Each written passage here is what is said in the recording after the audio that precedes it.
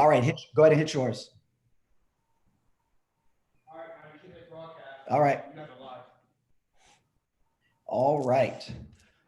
Very good. All right. Well, we are going to wait for people to come in. We welcome you tonight. We're excited about tonight. And so we are going to give some time for people to jump on. We're going to wait a second for people to jump on, but we welcome you. Welcome to what we're calling the Singles Hangout. And it's going to be awesome. And so I see that people are beginning to get on. And so I'm glad that you're getting on. And so what we want you to do is we want you to share this tonight. We want you to turn around and let other people know that we're on. And so want you to do that. So make sure that as you're jumping on, you begin to share this. And so we are excited about what's going to happen tonight with these precious, precious men and women of God that are with us tonight. And so I want to peek on social media, kind of see what's going on. Well, where's your questions? Start with your questions. Oh, for the people that are coming on tonight? Yes. Okay. So, all right. Yeah. Welcome, everybody. I see y'all jumping on. Welcome. Now I want to be able to see over there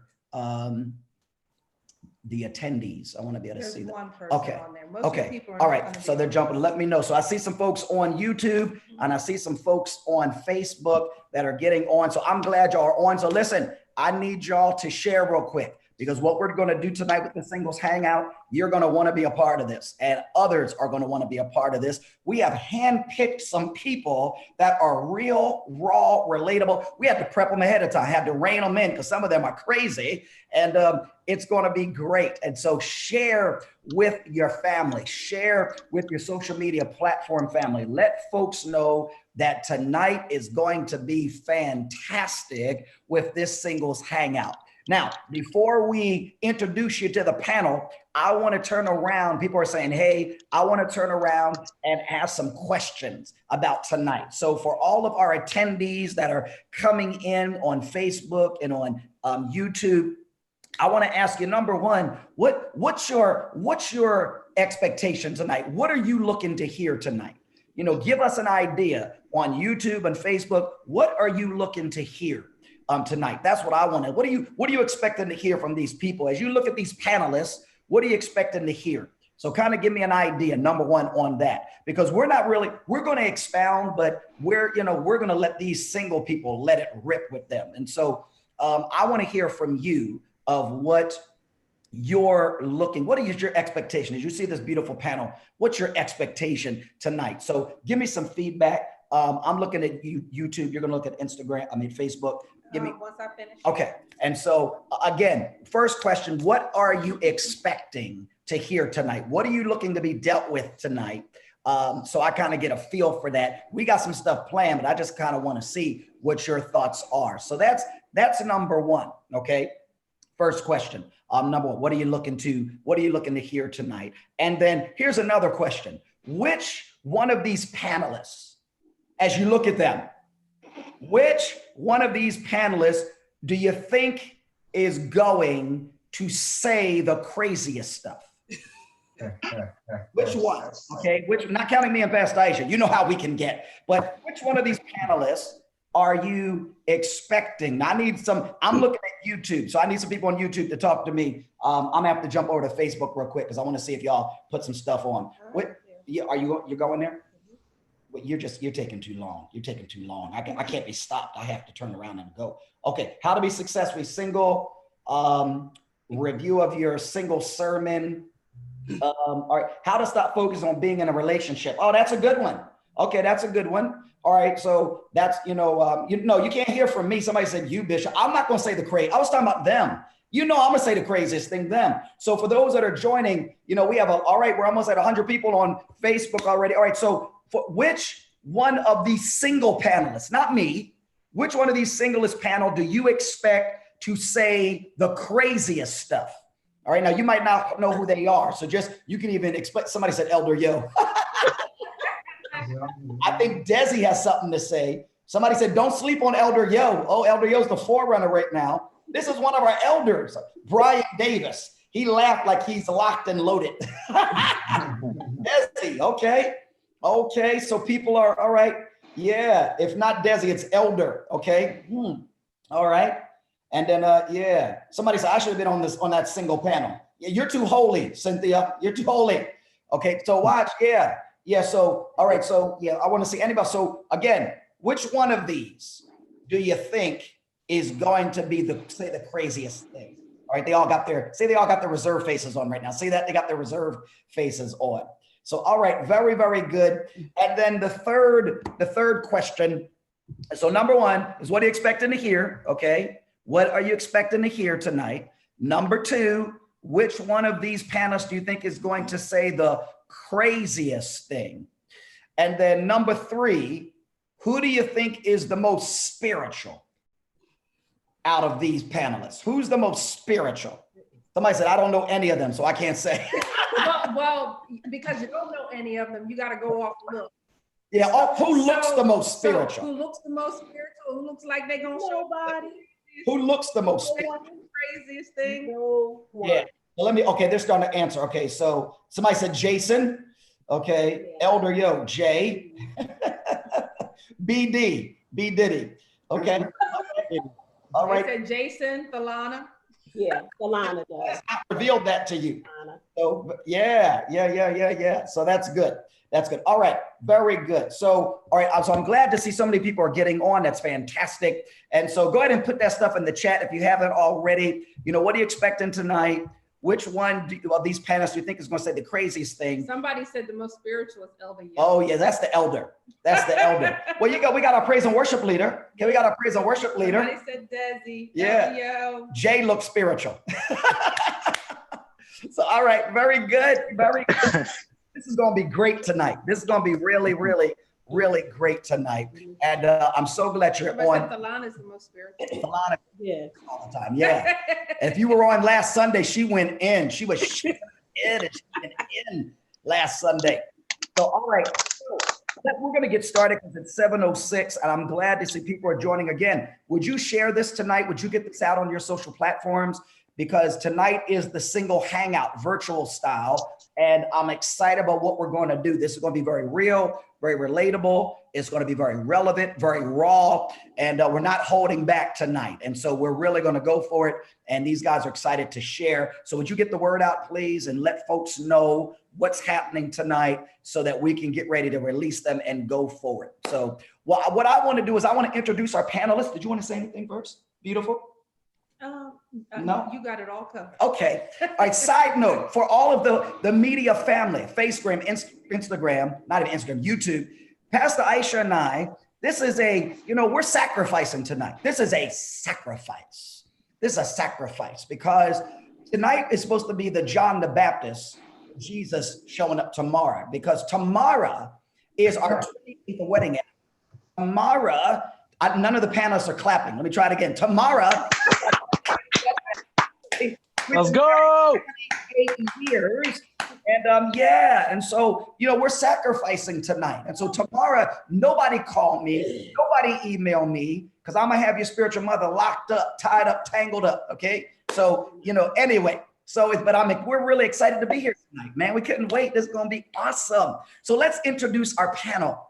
Okay, let's introduce our panel. I'm gonna do it as I see it on our screen. And so I'm gonna just go across. Up top on our screen is Brian Davis. Wave Brian, so they know we're talking about. Brian Davis is an awesome man of God. He's known as P. Diddy also, and we call him Tall Brian too. Tall Brian, that's what I say. But he is involved in our Bible Training Center. He's an IT dude, so he's heavily involved in that. Really helps us with some IT stuff, works with Pastor Aisha on a lot of that stuff. And so Brian is awesome. And we're glad that he's part of the panel tonight. He went to Israel with me 2 years ago, and I taught him how to float in the Red Sea. And it took me an hour, but he did it in Jesus' name. And so I'm excited about Brian's on tonight. So social media family, that's Brian. Wave again, Brian, in case they're jumping on. That's Brian. Okay, next up is Jason Dabney. Wave at them, Jason. That's Jason, cool Jason Dabney, J-Dap, I guess they call him sometimes. And Jason is involved he has a small group in our church. Run with the Vision, where he does with basketball. A whole entire ministry in itself. Yeah, it's a whole ministry within itself. And so Jason's a prayer warrior, awesome man of God.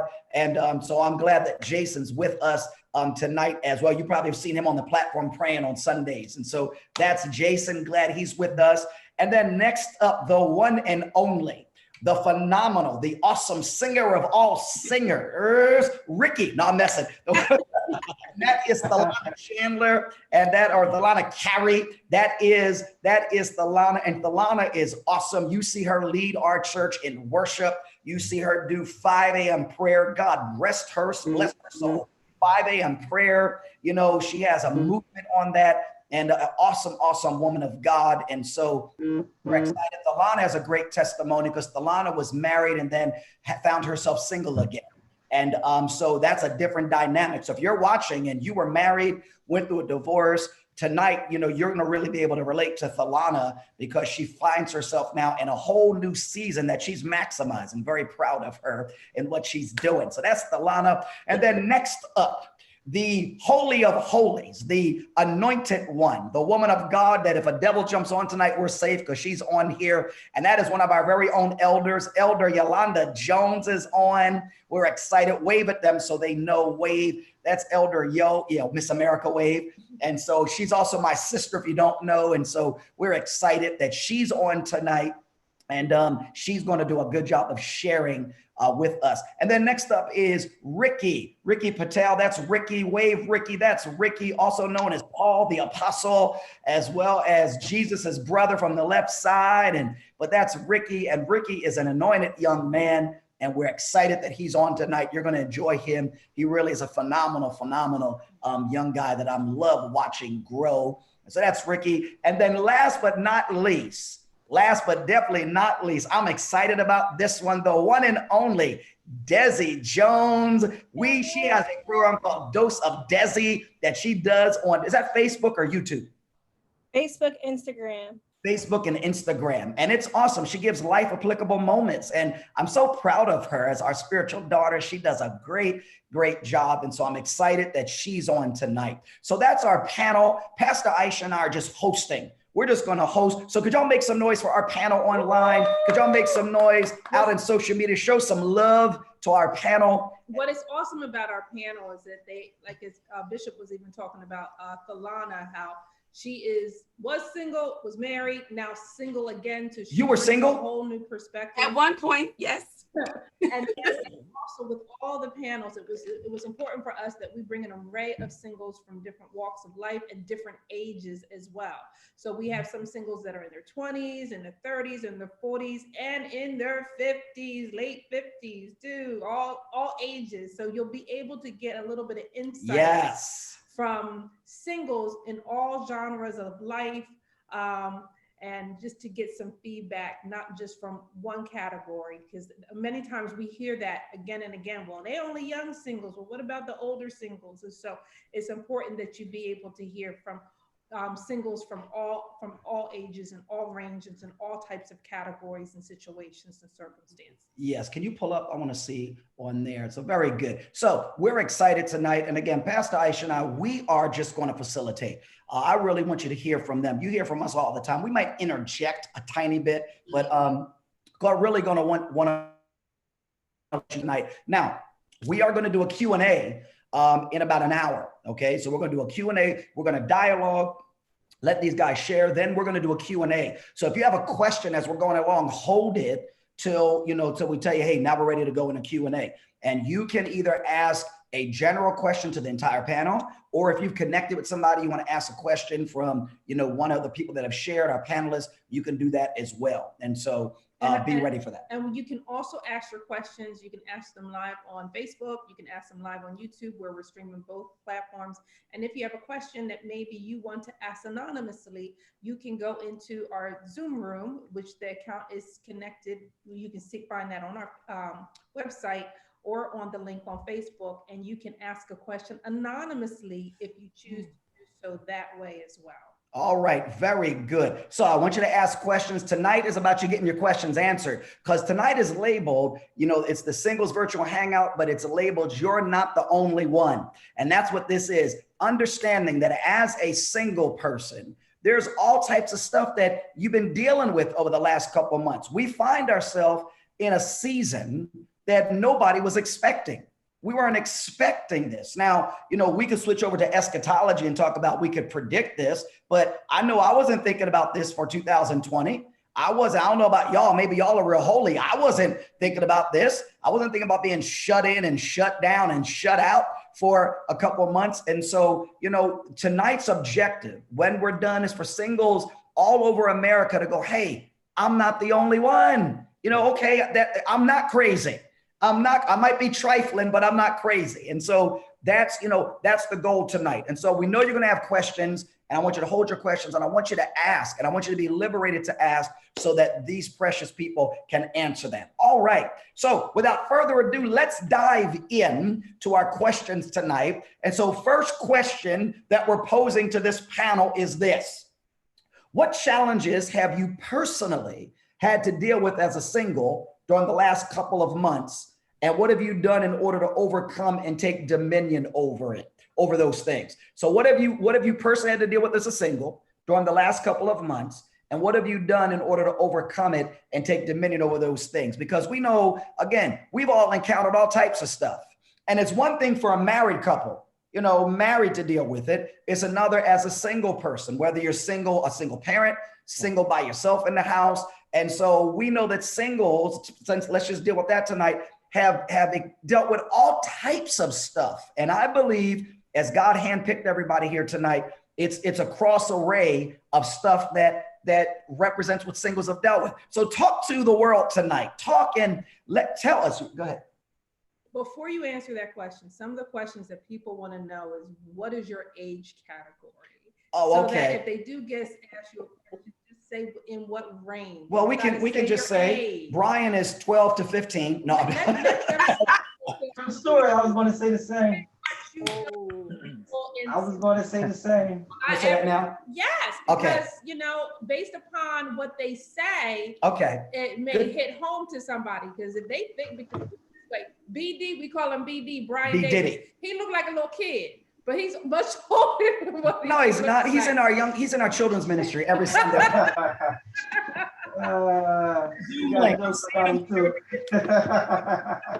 Since we're picking on you, Brian, what age group are you in? What age group? You can say your lows. Dude, I'm 51. Okay, come on. We're 50 and fly. Come on. I'm 52. So yes, you are. So I'm in the 40s age group. 40s age group. See that when you get wisdom, you just put it out there. I'm just okay. 40s age group. Jason. 30s. 30s. Falana. I'm 43. See, 43. Come on. I'm Pacific 37. Elder Yo.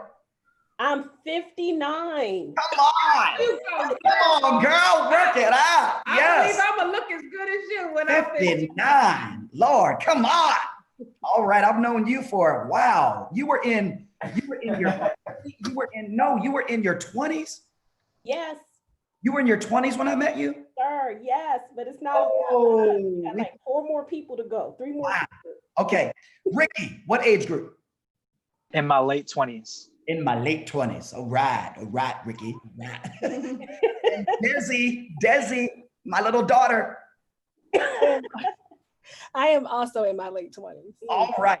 So everybody knows what the age group now of the people that are sharing. So let's go now, okay? So again, what challenges have you personally had to deal with during this, as a single during the last couple months? And what have you done in order to overcome and take dominion over it? So who wants to share? Who wants to be the first one to share? Who wants to add in? Somebody share that. Okay. Tell us what you've had to deal with over the last couple months. Inspiring minds want to know. I'll go. All right. I knew you were going to go. Go ahead. I think just trying to hold it down. For me, I am, single. I have 5 children, although 2 are on their own, but still I got to take care of them in other ways. and myself, and trying to just know and trust that the Lord has me and I can put my trust in him. And even in my singlehood, because coming from a place of, I've been single now for 4 years since my divorce, but just trying to navigate where now I can't go and try to fix things the way I want to fix things, or be involved or try to get away the way that I want to. I'm stuck in there, and pretty much it's me and the Lord. And so are you going to really believe that he's got you? Are you going to go to him? Are you going to run to somebody else or run to things that you really can't get to? And so I've been challenged to just really try to believe in what his word says for me, and expect that something's going to happen on my behalf every day. I need him. So that's where. So that believing, that challenge of really believing that God's going to keep his word. Yeah. And again, I think that's so important because, it's one thing to say, I believe the Bible. It's another to have to believe the Bible in a modern pandemic. So that's very good. Very good. All right. Who else? Who wants to share? Who's going to go next? I'll go. I think one of the things about being single is just the fact of that title, being single. Sometimes that's the challenge. Being single comes across as you got a disease. Like, I can't believe you're still single, especially as your age elevates. That's good. Like, man, you still got that disease, and like nobody wants to touch you. You see, sometimes when you're in the church and you're sitting, you got a couple on the right side, you got a couple on the left side. Bishop is saying, turn to your neighbors. You kind of turn and look to each other. You're just kind of looking like. Wait, listen, I haven't said that. I haven't said that in 2 months, Brian. No, yeah, but you remember. You definitely remember. It's funny because we can see that look all over your face. Because you sit on the front row all the time, and that looks. So it's just. I think that's the struggle, especially when all your friends are not single and they're married or something like that. That becomes a struggle of just trying to deal with that stigma of that title at the time. You know what I mean?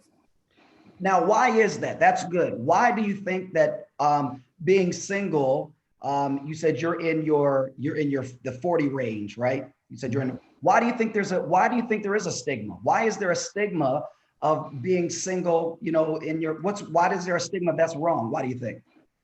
Well, I think it comes across in how how the individual interprets it and how it's translated. Like, your friends or people always want you to be not single because they're, they want you to join into what they have, or what you see around you. You always see couples, or you always see people together, and then you're looking like, okay, you don't have that experience.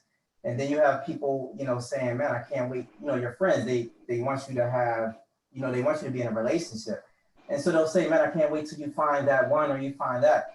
You're translating it as, man, you just look so lonely sitting there by yourself, eating that hamburger at your cookout by yourself. So it's kind of like, while you're interpreting it, while you're looking at it, it's kind of like, it becomes, you hear it so much of, like this right here, the singles hangout, I'm like, man, he didn't call me for anything else, but he wants me to do this. Oh, you know what? That is not right. Excuse me. I'm playing. Yeah, you better. Satan, go. Come out. I'm writing it down. No, but it does come. So, until, you just feel like, it's a struggle to not get into you want to get into a relationship sometimes, and but you don't want to rush into the wrong situation. So I think that's what that title, that's where it kind of comes from. Yeah, I'm kind of jumping ahead a little bit, but I know it's a question, and I'm gonna just do it because, and it's coming out. But some people may want to know, like, why, especially when I think you guys are great catches. And in fact, you're probably gonna get a lot of people trying to hit y'all up after. No, we are not. No, we are not. No, but this is the single hangout, not the single hookup. So you got Jason who's in his 30s and Brian who's in his 40s, and y'all never been married before. Some people may say, why are you waiting? Are you waiting for the right one? What, because I know y'all dated before. Yeah. But, why would you say you're still single? Are we jumping ahead? I'm sorry. Let's wait. Okay. Let's wait. Well, we're there. So, all right, we're there. Go ahead. Go for it. Okay. I was going to jump in. That was a good question, Mom. You know, you find yourself like in a relationship, and then maybe the person may be intimidated by your hunger for God, or the way you go after your purpose. You look good initially, and then everything looks good to the eye.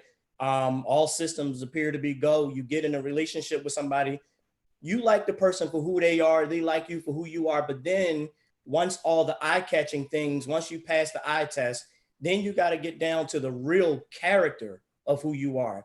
Now the person can see the depth of your decision making. They can see how you make critical decisions, how you respond to falling after you get up. And then sometimes I've been in situations where the other person would be intimidated because I'm going to stick to my principles in God. Yes, I'm going to have my struggles, I'm going to have my issues, but my thinking, I'm going to keep my mind stayed on Him. And that person may not be there yet. It's no judgment on the other person, but sometimes they look at you, and then out of a consciousness of comparison, they deem themselves not on your level.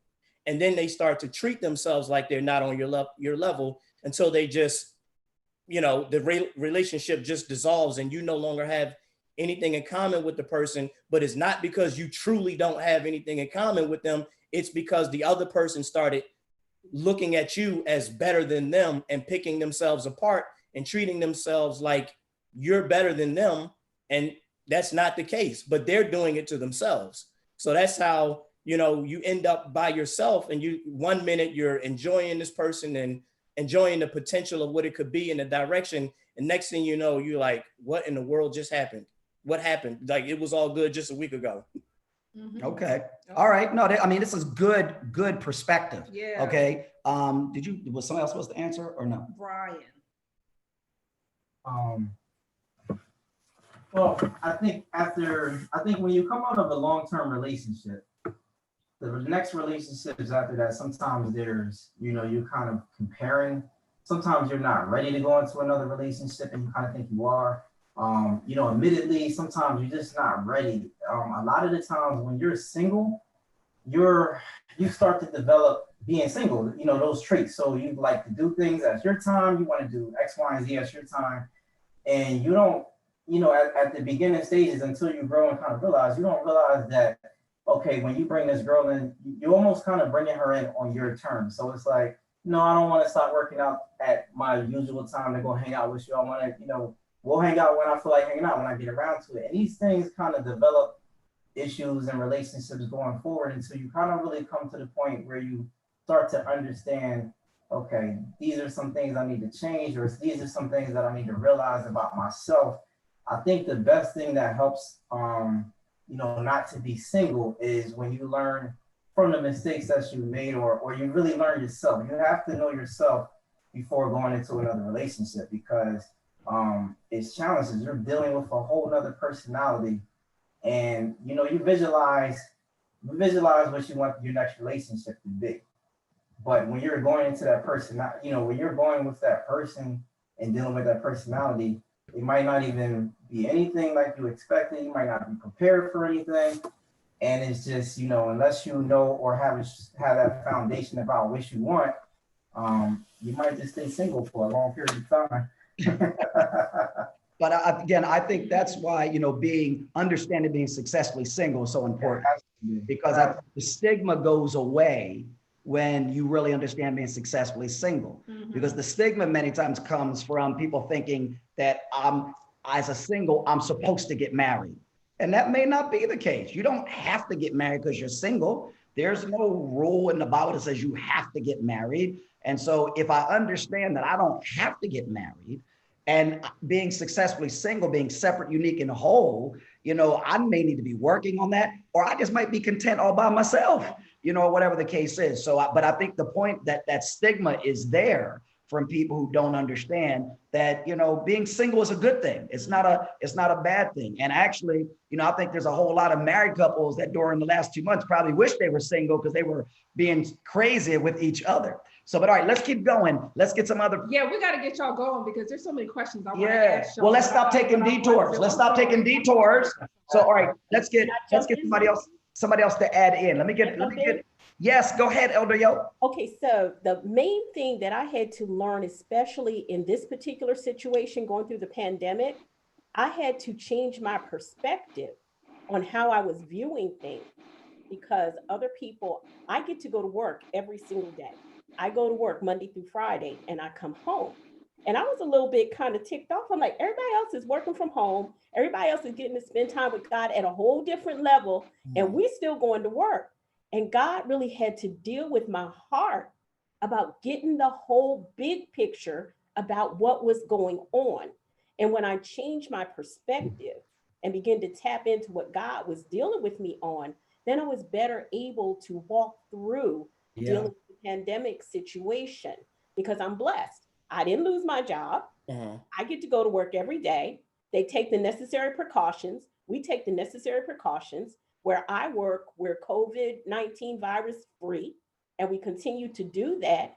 And I didn't have to stay home every single day. I am an introvert by nature. I like staying home. I like being on my own. You know, I reach out when it's necessary, but I'm cool.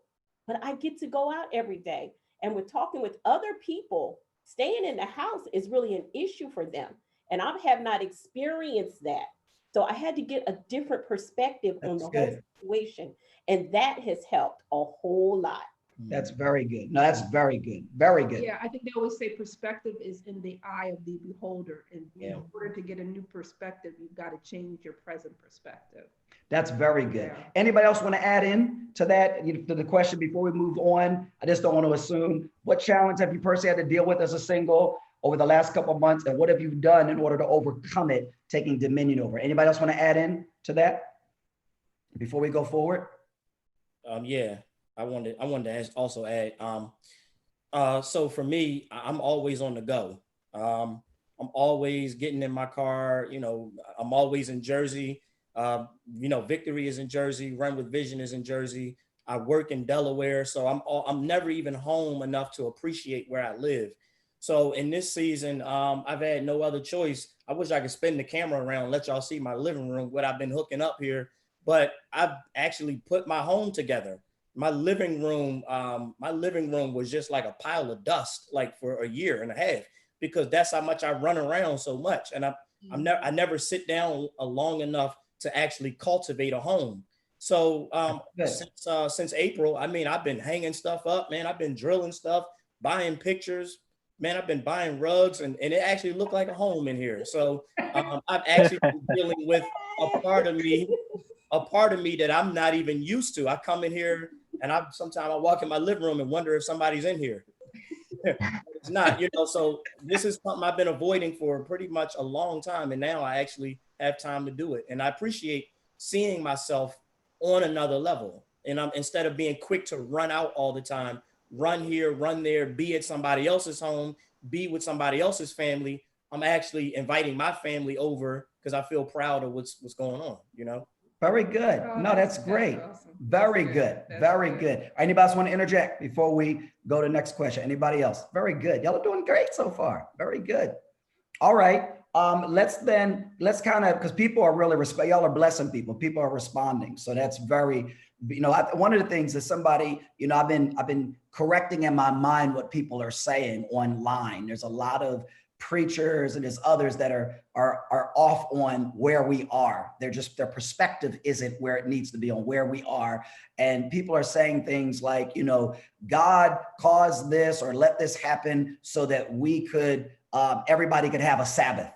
And that sounds spiritual, but it's not scriptural. It's not scriptural. Although in this, you know, when the Bible says what the devil meant for evil, God can turn for our good. In this, we discover things about ourselves. And, you know, so with Jason, that's what he's saying. You know, he discovered, man, I gotta make my house a home. And, you know, so that, I think that's good. I think there's been all type of wonderful things like that have taken place. So that kind of leads to another question then.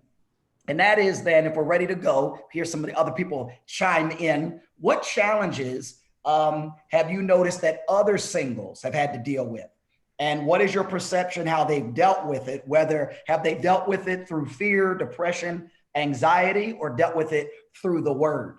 Okay, so what would you say? What are some challenges? And I want y'all to be honest and open. We're not calling no names. We're not doing any of that. But what challenges have other singles had to deal with that you've noticed? People that you've talked to, how they've had to deal with it, and what's your perception of how they've dealt with it? Have they dealt with it out of fear? A lot of people scared right now. A lot of people scared. A lot of people anxiety. A lot of people are sexually hot. They're just hot.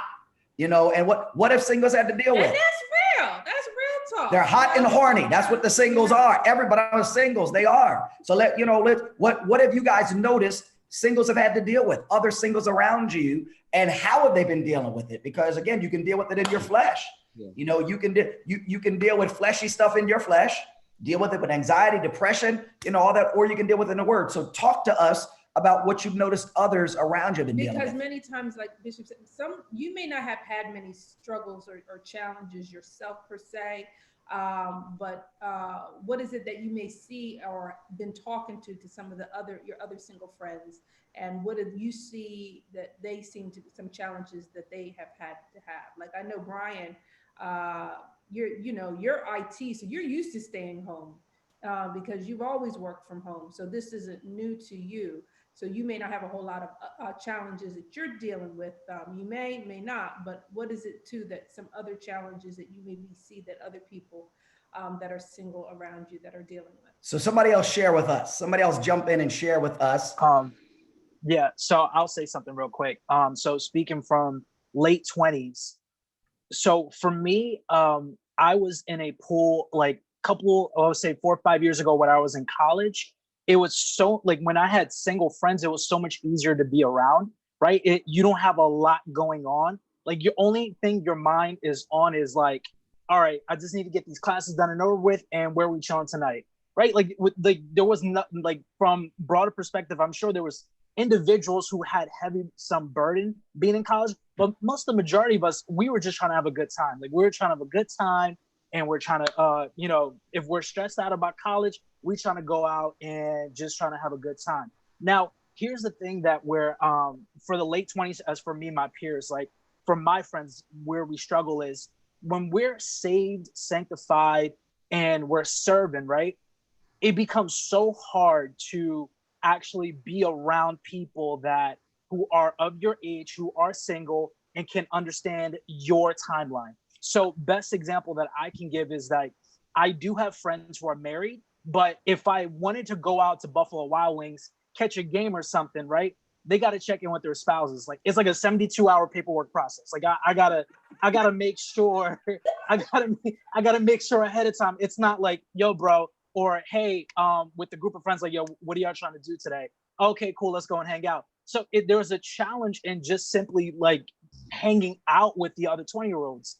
And then as far as like, when it comes with our age. Now, also, I want to add on to it is that when you are when you're in your late 20s, you're grinding, right? This is grinding season, especially when you're in your career. You're consistently like trying to show yourself to your bosses, like, hey, like, I can handle the task you give me. So sometimes like we invest ourselves in our career so much, the actual problem becomes, it's like, all right, like I can't find people who are like me or in my field. And it becomes a struggle because you're saved, you can't do the things your coworkers do, but at the same time, you're still trying to find and connect with people. But at the same time, like it's like a weird balance between like, all right, I want to go out, have fun, but I still want to live safe.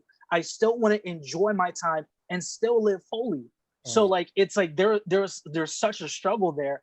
And that's why it's like you have like one extreme towards the other sometimes when it comes with young adults who just might leave church or might be back because of different reasons. There's never like a young adult who's single, who's thriving, who's trying to have a good time, but at the same time loves God, serves ministry, and just honestly overall just trying to like have fun with life.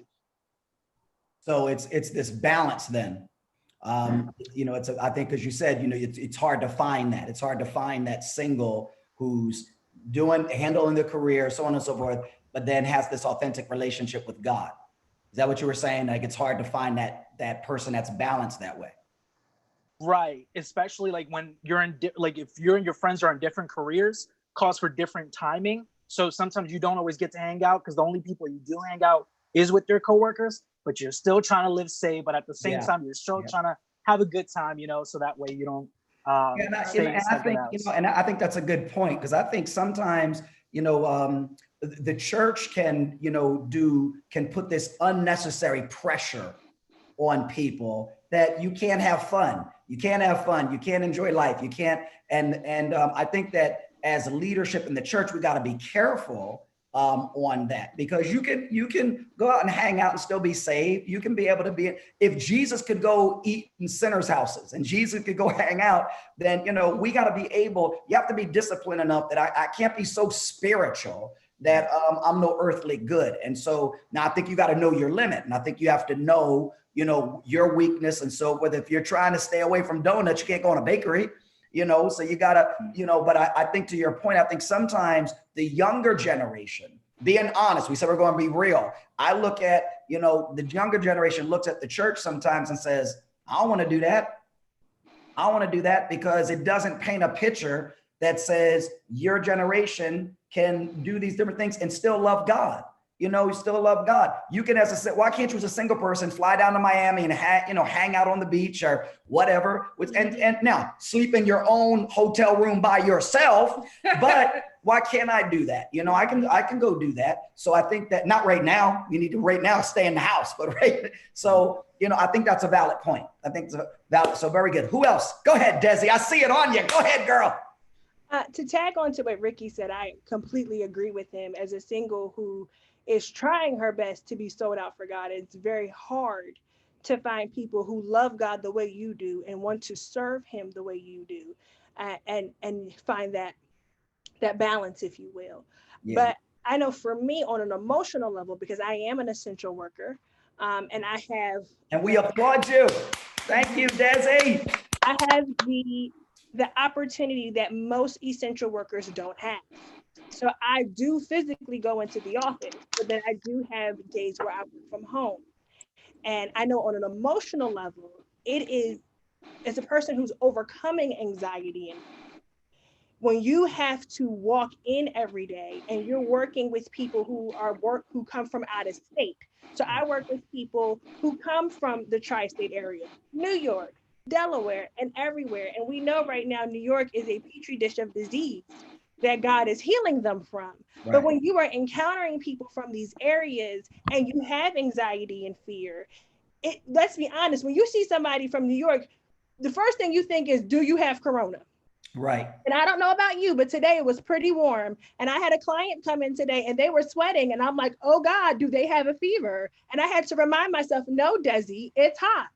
And they probably don't have it. Right. And so I know a lot of my coworkers are single, and fear is something that we are battling on an everyday basis. And I think for me, one thing I had to understand is, one, fear is a primary emotion. And if you don't handle the fear, it will show itself in other emotions. So I notice when I get fearful, I get angry. And so then the anger begins to show out in different forms. And sometimes if you don't have a lock on it, you find yourself saying, if I don't change my behavior, I'm going to end up looking really good in orange. Orange is the new black, because I'm a black girl in an orange jumpsuit. Right. And so I'm learning to acknowledge the fact that that my emotions are okay. But just because I feel these things doesn't mean I have to pop off. Doesn't mean I have to cuss you out. It doesn't mean that I have to key your car. It doesn't mean that I have to smack you. I can acknowledge these things and talk myself off the ledge and say, okay, so if you're angry, what's the real issue? Okay, so I'm angry. So the real problem is fear, right? The real problem is I feel rejected. So real quick, and I'm gonna run. No, you're good. You're run. Where are you going? You're going to run? No, I'm staying right here. I recently had a situation happen where someone had a medical scare. And I was upset in this house, like, we need to go to the hospital. Like, you feel sick, we need to go. And I was sitting here, like, literally at the house watching them, like, feeling sick. And I'm like, oh God, please don't fall out on me, please. Because I don't handle well in medical emergencies. And I had to say to myself, okay, why are you angry? Why are you ready to lash out? What's the issue? And I realized it was because I had a spirit of fear. So the first thing I had to say to myself was, God didn't give me that spirit. Yeah. That's He good. didn't give me the spirit of fear. He gave me power, love, and a sound mind. And then the other thing is that I felt rejected. I felt unheard because I'm thinking we need to go to the hospital. Call Cooper, call Kennedy, bring them here. But then I realized, okay, if I'm feeling rejected, that means I have to do my confessions. I do confessions every day. I rebuke the spirit of rejection and I accept the spirit of adoption but through Christ Jesus. And so really starting to understand why you feel, but know that it's okay to feel these things. But what's not okay is the behavior that comes out of those emotions. Yes. That's so good. And I That's just very wanna, good. I just want to reiterate it. And I think this is why it's so good. It's so good to hear some of the issues or the challenges or the concerns that you go through as a single person, but at the same time, hearing what do you do when you do experience those things? What do you do to overcome those things? Because that's not negating that you're not gonna have challenges, you're not gonna have concerns, you're not gonna have struggles, you're not gonna feel like sleeping with somebody, you ain't gonna have it, anxiety try to come upon you. But what do you do? How do you handle those things? And that's important, especially for all the singles that are out there, because they need to know, okay, it's not just me. I'm not the only one going through this. I'm not the only one that is feeling or experiencing some of these things in my single state, but how do I deal with it? How do I overcome those things that I'm going through, I'm experiencing? And it doesn't have to be even something that you're going through right now as you're going through COVID. It could be something that you have gone through that people can relate to, that maybe you've gone through it, but they're going through it right now. And it's like maybe escalating or going to another level even during this time or season. So thank you so much for sharing that, Desi. That was just really good, because when you're being real, relevant and relatable, just not only to what you've experienced, but how you have managed to take dominion over it so that it didn't take dominion over you. Yeah, let's share something. You guys aren't ready for this. So let's because Desi kind of spurred this on. I just think we need to take a few minutes and deal with this. I think there's a whole lot of people, and we'll talk about singles, not just singles, but since tonight is a singles call and topic. So it's married people have this too. So I hope everybody watching understands. There's a whole lot of singles that have insecurity issues. They struggle with insecurity, rejection, which then tags on it anxiety, resentfulness. And so I want you guys, let's minister tonight. What do you say to people who, are dealing with insecurity? And I'm getting ready to do a new series on this. Called Stolen Identity. And it's rooted in insecurity. And so there's a lot of singles watching that may be struggling with insecurity. And I'm really feeling the Holy Spirit right now. You can be in a safe place, and because you're insecure, you reject the safe place. You can process, I'm really feeling God right now.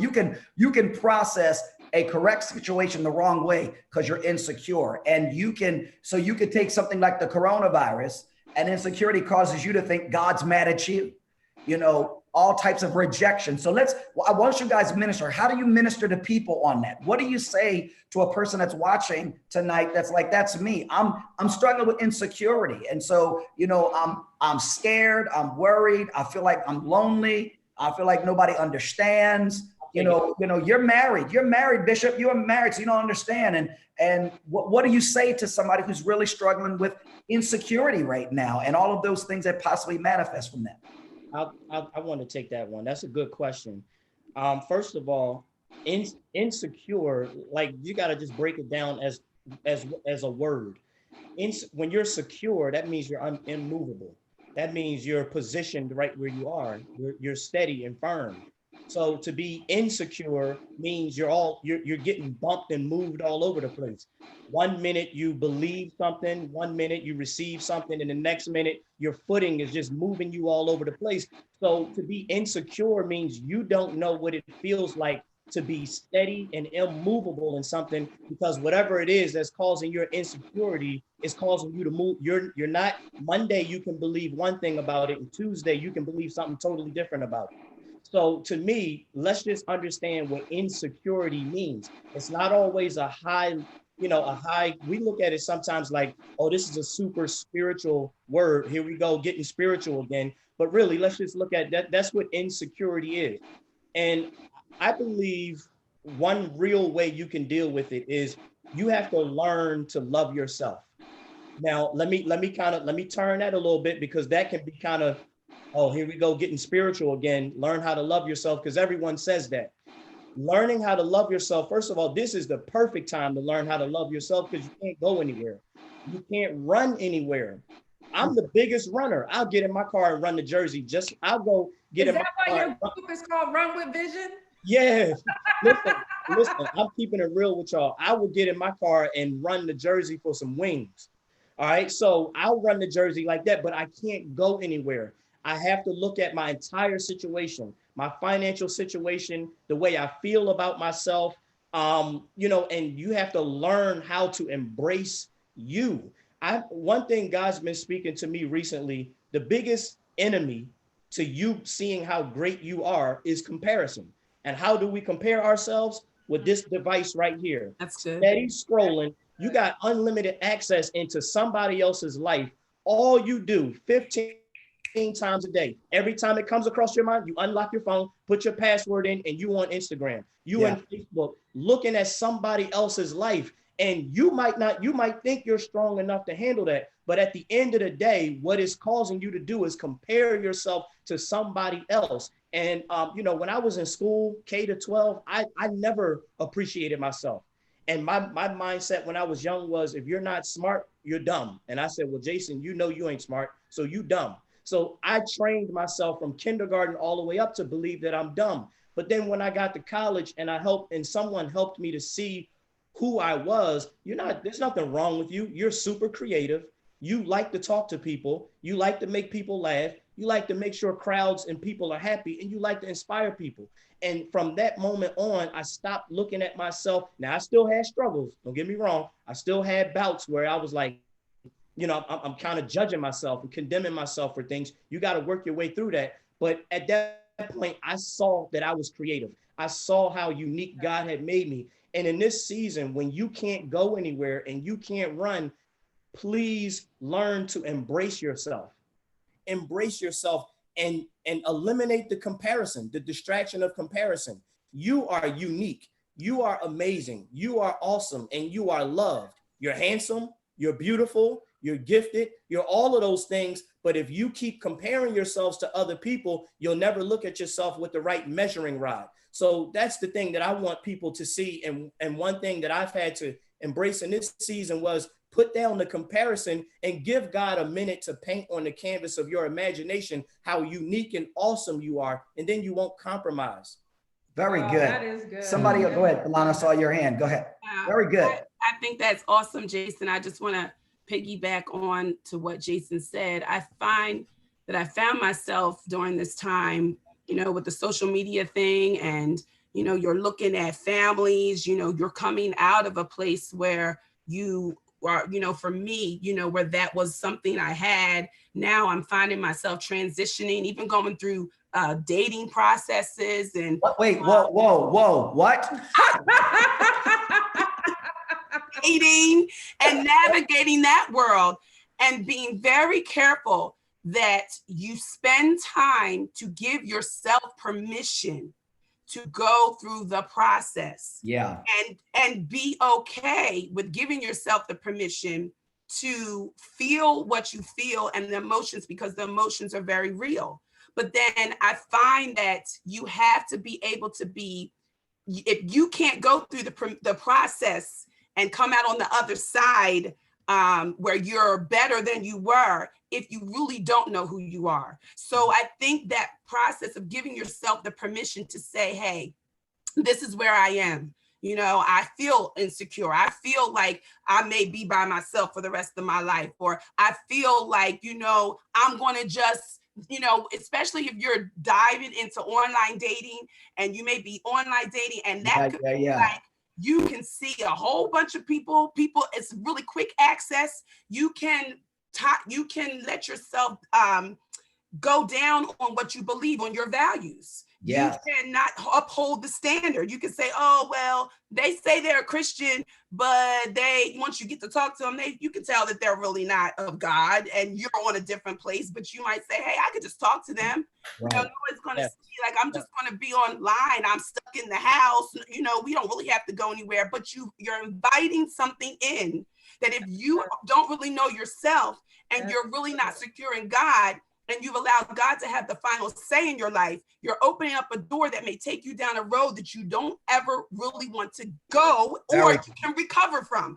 And I felt like I don't have time to recover. I'm already recovering. I'm getting to the place where I'm overcoming, and I'm getting to the place where I can identify who's the counterfeit and who's not the counterfeit. And I can't afford to allow what is easy access when I'm insecure, or allow my emotions to flow, or my loneliness to overtake what God has said about me. So you have to give yourself permission and give God permission to have the final say. Yes, that's very good.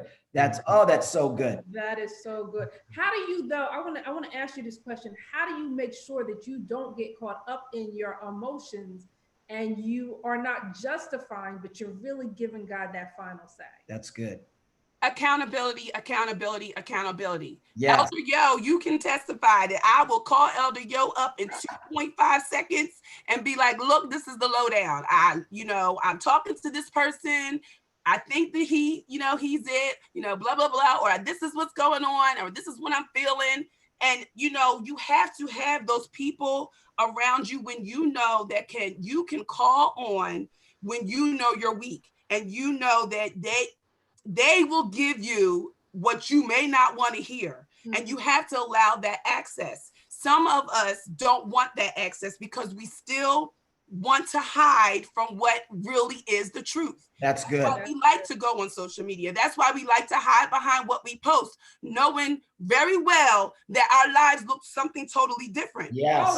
This is a time where God has invited us all to break the chains. God has invited us all to let go of those vices that are hindering us from moving forward. And so I feel like even with, just lust of the flesh and satisfying your lust in different ways, that comes in different. Yes. Yes. And that's the stuff that entangles us. And before you know it, you're wrapped up in a world. You've invited things that you fought over, that you've overcome, but you invited it back in because you haven't allowed yourself to have the vulnerability and the transparency to let somebody else help you when you need it. That's very good. Oh, that's very good, because there's people, the Lord really was dealing with, there's, and just dealing with singles, there's not just single married people, but there's a lot of singles. You talk about lust of the flesh, that, let's be honest, there's a lot of singles, they're not having sex with other people, but during this time they're having sex with themselves. Yep. They're involved in pornography, in masturbation. Those that are watching, I need y'all to be honest with me. Talking about the audience that's watching. There's all types of stuff. And here's one of the things, as you were talking, that the Holy Spirit was saying, I want y'all to speak to this, that there's a whole lot of people, because they have an addiction with themselves. They have an addiction that they're fulfilling their flesh, sections, those are with themselves. And you take that with insecurity, that now that becomes a mask. That becomes something that's a mask. A lot of singles, if they're not careful, are going to run out when this is over and just go hook up with somebody. We being real, we on it now. We on it. They're just going to hook up with somebody. I love God, but my flesh is burning. And they're gonna, and people, quick, if you love God, you wouldn't do this, that, and the other. Well, Jesus loved God and he almost choked. He's like, if there's any other way, take this from me. So you can love God, but you're struggling in your flesh. And I want y'all to speak to singles that this is resonating in them. They're dealing with some stuff in their house, and they ready to go hook up because they're lonely. They're tired of being by themselves. And they're going to, as Stelana said, I'm so proud of you. Stelana said they're going to just accept anything. They're going to jump on somebody from social media or hook up with a stranger, and they're going to jump because they've been so lonely, and they've opened the door with feeding their flesh on the inside. They're now going to go and have somebody else join their party. What do y'all say to singles that's real to them? That's real, and that's their reality. What do you say to singles? How do you minister to them? Crickets. Yeah. So what do y'all, what do y'all, and I'm not saying that that's necessarily you, may or may not. I'm just saying, what do you say to singles? Minister to them, because that's where they are in some fashion. So when I got saved, I was 22, coming out of an adulterous situation, having been sexually active every day, not all day, maybe sometimes trying to do all day. What I'm saying is this. A lot of times, because of our feelings and our emotions and, oh, I feel like I can't help it, nobody wants to be spiritual. They don't want, no one wants to hear that. Oh, take hold of the word. Oh, like Delana said, make sure you're accountable to somebody. Oh, but I can't help it. How do you overcome it? It's the basics. And I'm not trying to be highfalutin or super spiritual or anything, but we got to grab hold of the word, like Desi was saying, and you have to present your affirmations. But then there's also, you got to do the practical stuff. You can't get yourself in a situation that lends itself to sinning. If you put yourself in a situation with someone that you know what package you like, I know what package I like, I still remember from 30 some years ago. If you put yourself in that situation, you're probably going to fall. Mm-hmm. So it's the little things that, like, don't go out with dude or don't go out with girl. Don't make a plan for that. What is God saying to you? Did you memorize your scriptures? Flee also youthful lust, follow righteous faith, charity, peace with them. They call on the Lord out of a pure heart. Well, Elder, I'm not trying to quote a scripture when I'm trying to get my thing going. Well, the scripture will come back to you, holding yourself accountable to people you don't want to hear about. When my God comes, I'm not going to want to tell Bishop and Pastor Aisha about him, but I will. Y'all, not trying to be super spiritual, but I'm saying the basics work. Get the word, pray, get up out your house. Well, you can't get out your house. Go do something different. Call somebody, go take a walk. Just don't sit there in that. And if you sit there and you keep thinking on it, as a man thinketh in his heart, so is he. You're going to go for that. So you got to get your mind changed by the word. I'm not saying I dotted all the I's. I'm not saying I crossed all the T's. Yeah. There's plenty of stuff I wouldn't want to tell you. I wouldn't want you to know that. But the word works. So you got to exercise it. You got to work on it. And in the time that we live in now, it's always, oh, you're too spiritual. Oh, I want to be like Jesus. But nobody wants to put in the work.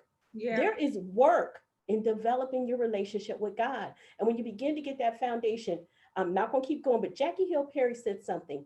She said in her life, she really wanted to be in those different types of relationships. But what got her over and what got her past and what's going to get us over and what's going to get us past is beginning to love the Lord more than we love ourselves. That is so good. Yeah. Of our heart and allowing Jesus to take that place and resonate there. And until we begin to move in that direction, we're always going to have an issue. And the flesh is always going to be there. And we know that it's never going to be satisfied. So we got to fill up with other stuff.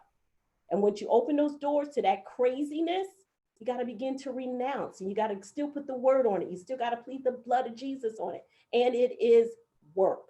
Yeah. All right, so and that's very good. That's very good. Now I want Ricky and Desi. But before you ask Ricky and Desi, I just want to reiterate what Elder Yolanda said, because we're not single no more. But I remember when we were single, and when you talked about had to put in the work and not put ourselves in situations. Sex for us was our biggest struggle. I lived holy. No, it was our biggest struggle, and we always would seem like, okay, when you said you weren't going to do it, and okay, we're just going to watch a movie, we're not going to do anything. That's when the enemy would come in and pounce. I was trying to live holy. No, it wasn't. So we recognized for ourselves that we had to put certain barriers in place. We had to say, okay, well, we can't be alone by ourselves in certain situations, because we ain't gonna sit there and pounce on each other with your mom in the room or at a restaurant or in a movie theater. We're gonna have some restraints. And so we had to do that for like the last 6 months prior to getting married, because we wanted to live holy. We wanted to please God. But and then after a while, it was difficult in the beginning, but then it got easier, as you get your parameters in place. Desi and Ricky, because you guys are you're in your 20s.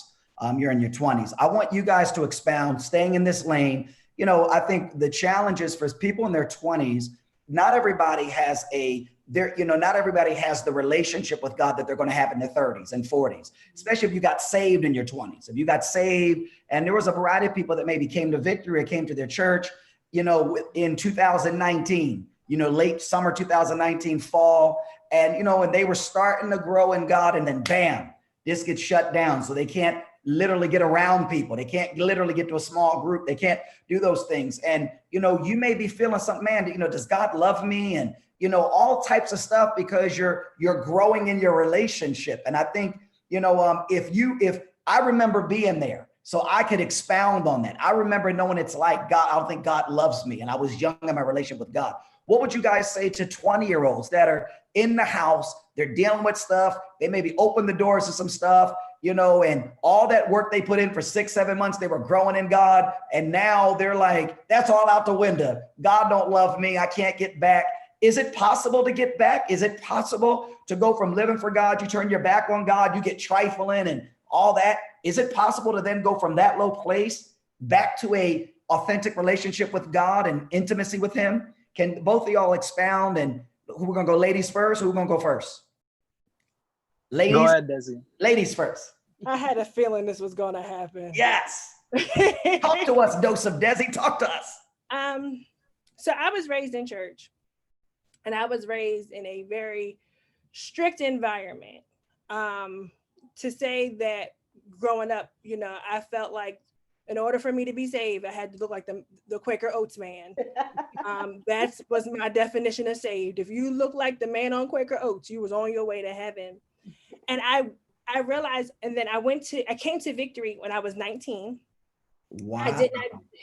It was the spring of 2012 when I came to Victory. I was 19 years old. My birthday's in the summer. And so by the time I joined Victory 7 months later, I had just turned 20. And since then, I realized that I had to be reintroduced to Christ. So even though I was raised in church and I can shout with the best of them and can double clap and be basically a church mother at the tender age of in my late 20s, I realized that if I literally died, I would be on my way to hell. And like hell had enlarged herself so I can go and bust it up. And I realized when I would make mistakes, because growing up, I had a lot of emotional issues. So sex was my vice to relieve my emotional issues. So then what would happen is, when this would happen, I'm like, oh God don't love me. And then even when I came to Victory, I was still acting a trifling mess, and I was sexing and serving. So I would serve, but then plan my sin. That's good. Sex and serve. And so I would plan my sin while I was in church. So I'm serving, texting my boo saying, hey, meet me at the park. And we're going to pray the popo don't show up and I look good in orange. Come on. But what happened is when I would sin, I would spiral. So then I'm like, oh, Jesus don't love me. And then I would go through a whole, oh, I think I'm an atheist. And recently I had went through a situation where I didn't sin. I didn't go through the sexual sin, but I went through, oh, I think I'm an atheist. And I text my friends because I had like a group chat. And I said, y'all, I don't think Jesus loved me. I think I'm an atheist. I think, you know, because the rapture's coming and I still haven't done what he told me to do. And I just really think that this Jesus is not for me, because all them stories, even though they're cute Bible stories, some of them stories sound a little ridiculous, that he's fed all these people on a fish and cracker. I like to eat. So you telling me these folks got full on fish and crackers. Yeah. This Bible sound real deal. And my friend was like, so you an atheist again? Why every 2 years you think you an atheist? You go to church and every 2 years you go through this spiral. Oh, Desi's the atheist. We tired of you being an atheist. Because you know Jesus, you know he called you, you know all this. So why are you going through this? Right. And I had to finally realize, okay, if I think I'm an atheist every 2 years, and this is a pathology, what's going on with my identity? That's good. That's good. Why do I keep spiraling? And as soon as something pop off, it don't even have to be something big. We're just saying, I didn't get my way. Oh, I think let me turn my resignation into bishop and Pastor Aisha. That's good. And it's not like, oh, I'm gonna go join another church. No, I'm gonna join Bedside Baptist and never come back. Right. And one thing that I've done practically is I realized I needed my cup filled. I need to know who is Desi. And one thing, as I call it, Big Rona has showed me is that it's forced me to let God heal me. Nice. Yes. And I don't think if we were in Big Rona that I would have been literally forced to be healed. Because it's like we keep telling God, heal me, but you ain't doing nothing. So it's funny because I meant to bring it in the room that I'm in, but I have these jars and I started this week. So this is real practical. Like I started Monday on Memorial Day. I got these jars in my room and I call them my self-care jars. So I got a financial jar, I got a spiritual jar, I got an emotional jar and a physical jar. And every day I find something to love myself. So nice. I'm saving money. So by next year, if I follow the plan, I'm gonna have $5,000 in my savings account. Every day I do something I like to do emotionally. So I draw because I love to draw. I color. Don't judge me. Sometimes coloring will bless your life. I journal. I watch a TED Talk. Hey, you go to the dollar store and get you a Mickey Mouse book and watch. You'll be stress free if you get you some coloring. I want a coloring book. That's not what okay, never mind, go ahead. I try to exercise because I don't like to exercise. I'm allergic to it. I get a whole asthma attack just thinking about exercise. So I'm finding different ways to really love myself because let's be honest, when we get out of Big Rona, we are never going back. Never. What you loved about your life before, God put a benediction on it. And we are emerging into a whole new world. So do like me, get you a collection of masks because you're going to be wearing them for a while. But when we enter this new world, I want to be different. Not only do I want to lose the quarantine 15, but I want to be healthy emotionally. If even though I do desire marriage, if my boo is on the other side of this quarantine, I got to get my emotions together I can receive him and put myself in the position that I am. The Bible says, "He who findeth a wife findeth a good thing." Yeah. Well, I can't be playing hide and go seek with my boo if I'm never outside the house. Very good. Very good. Excellent. That's good. All right, Ricky, go ahead and add. That's very good, Desi. Thank you. Go ahead and add, Ricky. So again, we've heard from a woman's side, talked from a male side now, same thing. Yeah. So when it comes to being in quarantine, and if you're my age and, you've been stuck in the house for 2 months, whether you're by yourself or you have a family, I got to say that isolation is a real place. I think it's a real breeding ground for a testing place because when you're by yourself, sometimes you can be around other people, but you can still be in an isolated place. Yeah. And so you really start to ponder, you really start to think about like these deep questions, like during this time where it's so slow, where you have a lot of moments to reflect. It's like, yo, what's wrong with me? Like, what's going on? Like, why am I not moving at the pace that I'm supposed to? Why am I not here at this career point? Why don't I have at least heading towards a fiance stage? Like, you really start to really think about a lot of things when you're in an isolation place. And I got to say that this is where, for me, I'm going to share my struggles because this is, for me, it's a real place where I'm taking root in God, where it's like, okay, God, like kind of like what Jason was talking about, the things you see on your phone, because it's so easy. When you see people succeeding, you're absolutely happy for them. But then at the same time, you're like, but man, like, yo, I feel like I'm trapped. I feel like I'm stuck. Like, I can do this. Like, I can be doing this. But God, why do you have me stuck in the same spot, in the same place? It literally feels like, it literally feels like you're stuck in the same place, no matter how hard you push, no matter how hard you work, no matter how hard you pray, no matter how hard you read the scriptures. Those moments of isolations will still tend to kick in where it's like, man, like loneliness starts to kick in, and the only thing that I can compare it to married people, it's like, yo, even though you're happy being married, you still gonna know, like, yo, there's gonna be fights that's gonna happen sometimes. It's just a matter of moments where it's gonna happen. For single people, that loneliness is gonna stick sometimes when you're in a place of isolation. And so that's why, like, for me, I try to wrap my head around things where I can come back to grips with reality, where it's like, okay, God, let's go through the checklist. And this is where Desi said I had to refine myself. I had to re-love God again. So it's like, all right, God, why am I here? Why am I at this place? Why am I at Victory? Why am I in this stuck where it feels like a dry season but it's more of an isolation that you're causing a deeper root inside of me. Yeah. So when this Corona thing is over, you don't go back to your old habits. You're like, all right, no, I've already been through this. It's like, I felt it. It wasn't just a word that a preacher said to me. It's like, I felt this in my spirit when I was lonely. So it's like, all right, cool. So when I come out of this, I'm a little bit more intent. I'm a little bit more focused because I little time to myself to think. I was like, all right, when I was bored and I had nothing to do, where I felt like I was in a cave, but I was just simply in a dark place. It's like, all right, no, when you come out of this, you know what significant other looks like because you read up on it in the word. You know what, you know, how to connect with people. You know where to connect with people because you've done your research. It's so like, again, like I'm speaking from a personal place where my struggles are, you know, it feels like I'm stuck. It feels like I'm in isolation, but at the same time, as a guy who's in his later 20s, who is not married yet, who is still trying to get his career kicked off, I am like, I'm literally learning to embrace that struggle. Yes. And I think it's so important. That was so great what you said. And I Good think, job. I think Brian hit on it a little bit. I think Nathalana hit on it a little bit. And I think a couple other people did.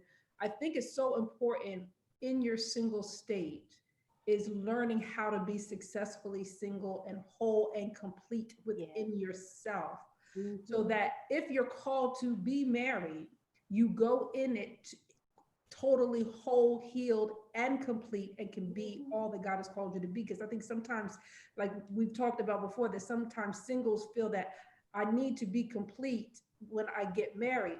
But what a lot of people don't realize, sometimes in your single state, you can feel alone, you can feel lonely. But what's even worse is to be in a marriage and feel alone and lonely. And Solana can probably attest to that. And there's a lot of married people that feel alone and lonely. And sometimes if you're not whole and complete in yourself and has dealt with some of the things that you need to deal with, then when you do get married, and if you get married too soon, or you haven't dealt with your own issues that you need to do, but you could be working those things out during this time, you're not going to be ready for when that spouse comes. And then you're going to be wondering, dang, it was so much better when I was myself. I didn't feel this bad. And then they get married, they're like, dang, why do I still feel this way? Or why do I even feel worse? It's because they haven't dealt with their own self, their own issues that God was trying to deal with them in their single state so that they could be truly complete and whole when God brought that right one to them. Yes. And so I know that jumps us into another question that this is really, really, that we want to find out from all of you guys. What has God been saying to you? And what have you learned? I know Desi hit on it a little bit in one of the questions, things that she said, but what has God been saying to you that you, and what's the right way? What I want to do is I want to preface it by saying we got a lot of people. Y'all are blessed. Y'all did so well tonight. Yes. Y'all have blessed a lot of people. Everybody that shared, people have been able to relate. So I just want to say ahead of time, y'all have done really, really well. I see why God picked y'all. I want y'all to answer this question because I want to go into Q&A. We got about 45 minutes, now about 44 minutes left. So I want you guys to answer in a kind of a tight package. Okay. So I want you to just answer tight, share your heart, but tight, because then we want to go into Q&A after this and make sure we try to get as many questions as we can. So for our audience, we're getting ready to go to Q&A. All right. So get your questions ready. Now here's the question. As we're getting ready to reopen, as we're getting ready to come out of our houses for however long that may be, hopefully it's good.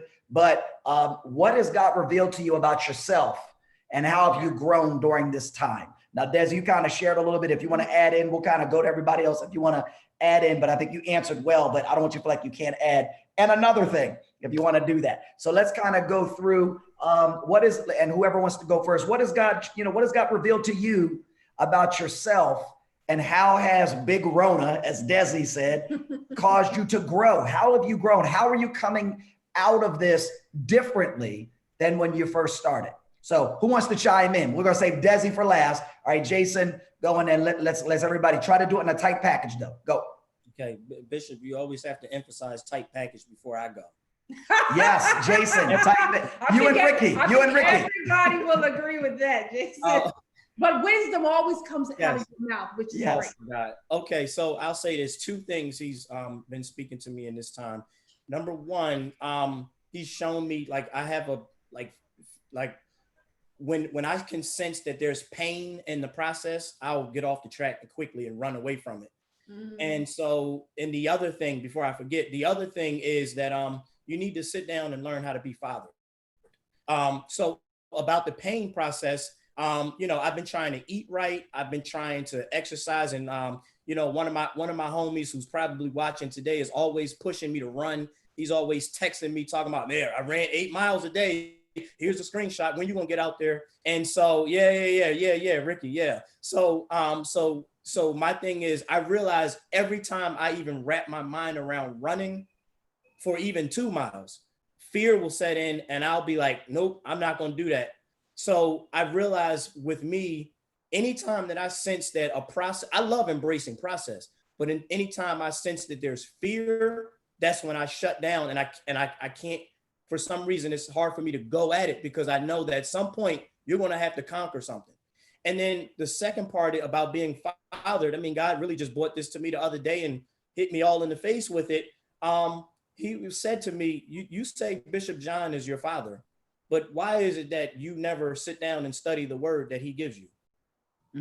Why is it that this man labors weekly, daily, nightly to feed you? And basically, son, what you're doing, that's like your parents cooking dinner, and then you walking in, looking at it, and then going and order something from the store because you're not eating the father's meal. You don't even sit down. This man prepares meal after meal after meal, and you go in there and pick off what you want, sit down. And you said it the other night when you were talking to us about studying the life of David, 1 Samuel 15. Study 1 Samuel and don't you move. And so I feel like there are women and there are men that are watching today. You love Victory in Christ Christian Center because it's popular, because it's big, because everyone's fun and we all hang out, but you haven't not one time studied your father's word that he got from heaven. You say this is your set place. You say this is the place where God sent you, but how many times have you actually humbled yourself, not done what you want to do, and studied your father's word and learn what it means to be fathered? Because then you won't get tricked by so many counterfeits. Very good. All right. Very good. Very good. And I'm not saying that because you said me. So that was good. Very good. That's good. That's a good. All right. Somebody else add in. Let's hear from a lady now. Let's do it. Give me one of the ladies, and then we'll keep going back and forth. One of the ladies. One of my daughters. What did you get out of this? How are you coming out differently? For me, I'm coming out the fact that I can trust that God knows me, that he knows me. And I can trust that he has great plans for me, because when you come out of a divorce and you come out of a place where you have to, go against what you have learned, especially if you're in the Lord, and knowing that that's something that's a very painful process, it really is another form of a death. You have to trust that God has better for you, and that you have to trust his process to getting you to better. And so I think this time with me being in isolation, God has given me an invitation, and he's given us all an invitation to be able to let go of ourselves and trust that he knows us. And he knows us so well that the people that I pray all the time that God would bring mutually benefiting relationships in my life, not just a future husband, but friends who will be able to water me in the word. I water them in the word. So it's like God knows the people that he has for you, the plans he has for you. He knows that there's so much greater for you. So trusting that process is what I feel like I've just had to, during this time, just be able to embrace more. And I think when you think God knows you, he knows you're good and he knows you're bad. Yeah. He knows your good parts. He knows the parts when you're doing real well, and he knows the trifling, jacked up parts better than you know them. Yeah. And guess what? He still loves you. Still loves you. He's still, and I think that's the freedom and liberty. I think somebody asked me recently about this. One of the lead singers for a Christian band, rock band, just came out and said, I don't believe in God anymore. And they came out you know, and they've been feeling that way for some time, but we're scared to come out thinking of persecution. And somebody asked me, you know, what's your thoughts on that? I said, that young man's, he's crying. He needs acceptance. He needs to know God's accepting him. Said he probably came out of a very religious church growing up, because he said he's been in church all of his life. And he needs to know God loves you not because you pray. God loves you not because you read the Bible. He loves you not because of those things. He loves you because he chooses to love you. Yeah. And when you understand that, you're liberated in reading the Bible. You're liberated in going to church. You're liberated because, you know, I'm not going so I get his acceptance. He accepts me whether, you know, I go to church next week or not. That's right. You know? So I think that's very good. All right, one of the other fellas, somebody else, Ricky or Brian, somebody else add in. How have you changed? How are you going out of the house differently now once this is over? I think what's good about this is as you listen to everybody and what they're saying, it's kind of the same thing you're thinking. So I love how God acts in that way. Is everybody has the same strategy to be successful. Elder Yield said it, you know, you have to look at your perspective. Don't be mad that you're in the house, but kind of this is a good time to, you know, kind of chill with God. Like, you know, what am I trying to get out? What do I need to change? Take that opportunity to change. These are things that, you know, if you really allow this time and don't just waste it, you can really get a lot out of it. You get to understand yourself. Like Jason said, it's like, you know, understand yourself. What are you going to do that you haven't been doing? What do you need to know about yourself so that you can go into the next level of, you know, or you could be ready when you leave out of here. Ricky said it. It's just, you know, when you're scrolling, when you don't know your identity, anybody could take you off of the road and you don't know what you're doing. So you go into a relationship so unprepared because you didn't figure out who you are. As Desi said, you need to know who you are. So is really great because you hear everybody kind of saying the same thing. And I'm just listening. You know, every time I'm thinking like, okay, I'm about to say something, somebody says the exact same thing that I want to say. So it's not necessarily me. It's like, that's the strategy that God has given everybody to say, you know, this is what you're going to do. Like Delana said, you know, for me personally, I don't look at the married couples like that. I don't want to be around them. I look at them for their advice. A lot of my friends, 10 years, 8 years married. So, you know, they have something they could give me. Like, I can learn from that. Let me learn from your situation so I can see and have real friends because, you know, they're going to tell you what to look out for. These are the struggles that I have in my relationship. It's good if you have those friends because some people hide, you know, and want to be all spiritual and stuff like that. That's fine. But I like the friends that I have because everybody's going to say, you know, look into this and think about this and figure this out. You know, everybody wants to be in a relationship, but, you know, when you get into it, are you ready to handle that relationship and grow into the relationship and be prepared? And that's what people don't really think about sometimes. And then, you know, that could get set up for failure. So I just like listening right now because everybody's saying the same thing and you see kind of, you know, what God is saying. And when you're really trusting God, you know, life is going to be good. I told God at a time a long time ago, probably, I guess in my mid 30s or so, I was like, man, there's no way that I'm gonna just stop having sex. I love it. It's not anything that I'm going to do or stop doing, you know, but I still love you, God. And I could hear him. He was like, all right, great, thank you. And, you know, that's kind of confusing. Like, what do you mean? He's like, you're always trying to do things on your own. If you give me an opportunity to, you know, come in, I can take care of it for you. That's and good. At that moment, just like that, I kind of lost that urge to kind of go after and do what I was doing. So a lot of the times we get in the way and don't even give God that opportunity to what he's trying to work on us for. So, you know, but that comes with the maturity, you know. I think Jason said it is like, you know, are you going to listen to the word Wednesday and Sunday, or are you going to actually take it? Nobody can tell you to stop having sex, but you got to understand for yourself, take that word, read it, and understand, well, okay, well, this is why I'm not going to have sex, because there's benefits. Your girl trusts you on a whole nother level if you could stop having sex, or she knows she can trust your decisions because she can see you have discipline. So it's a lot of things, but if somebody just tells you, you know, you can't have sex, that's, you know, if you're a Christian and you don't understand it, you're going to keep having sex. So it's just, I just like how God is just throwing it down here. Everybody's saying kind of the same thing. And that's the strategy. If everybody, the singles that are listening to this, if everybody listen, this is the strategy. This is what God is trying to tell everybody so that they can move forward and not be single.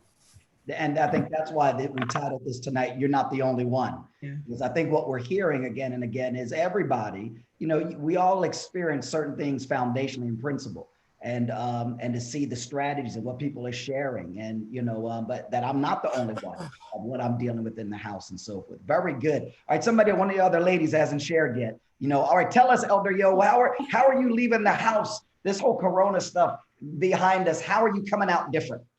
I think one of the main things that the Lord is sharing with me personally is to be at peace with my own process, my own running my own course, and working out my own salvation with fear and trembling, not comparing my course or my race to somebody else's, and being okay. So if Delana is standing on the stage and she's singing and glorifying God to 10,000 people, then that's her course. If I've got friends that are excellent, phenomenal, motivational speakers, that's their course. And if I'm not measuring up to that, that's okay. Yes. What I have to do is run my course and run my course well and be at peace with that, as long as I'm in line with what he's leading me through. And for me, that has strengthened my level of faith, my level of confidence, esteem, all of that. People might think because of the title or age that I had that, you know, on lock. But coming through this, I'm much more at peace at my own course, running my own race. Not going to be too easily moved by what other people might say. Not saying that I won't listen, because godly counsel is excellent. Yeah. But I am more confident in my own personal relationship with God and trusting him at a whole different level, even than when he brought me through when I was unemployed and all of that. There's a settledness. Like, I don't really know how to describe it. All I can say is that there's a settledness, there's a confidence, it's a different level of trust. I'm good with God walking me through the way that he is, regardless of whether it looks like somebody else's picture or not. I just got to run my own course and be at peace with it. Amen. Very good. Very good. Ricky, and then Desi, we'll see if there's anything else you wanted to add in, since you kind of initiate this whole part. So Ricky, how are you coming out of this whole time of being stayed at home differently? Yeah, so for me, it's because, sort of like Jason, I like to be on fast-paced environments. I like things done at a timely manner. I like, you know, like things click like when they're supposed to. And for me, like being stuck in one spot, sort of like killing me a little bit, because I'm just like, man, I'm so used to traveling. Like, I'm so used to, you know, driving up and down from Jersey, from where my workplace is at, to where coming down to church. And so kind of piggybacking off of Jason, where it's like, I have to get alone with God. Like, it's like, I can't hide in serving. I can't hide in doing work. I can't hide in talking to people about God. I can't hide in, you know, even sharing scripture. It's like, I have to take this time to actually invest into myself. And that's like literally getting alone with God. It's so crazy. Like, you know, we can talk about God forever, right? Like, we can talk about his goodness, we can talk about his experience. But when it comes to actually like spending, like literally like setting everything else out, spending that one-on-one time, it's like, oh, I'm gonna be honest with you. Sometimes I really don't feel like reading the Bible.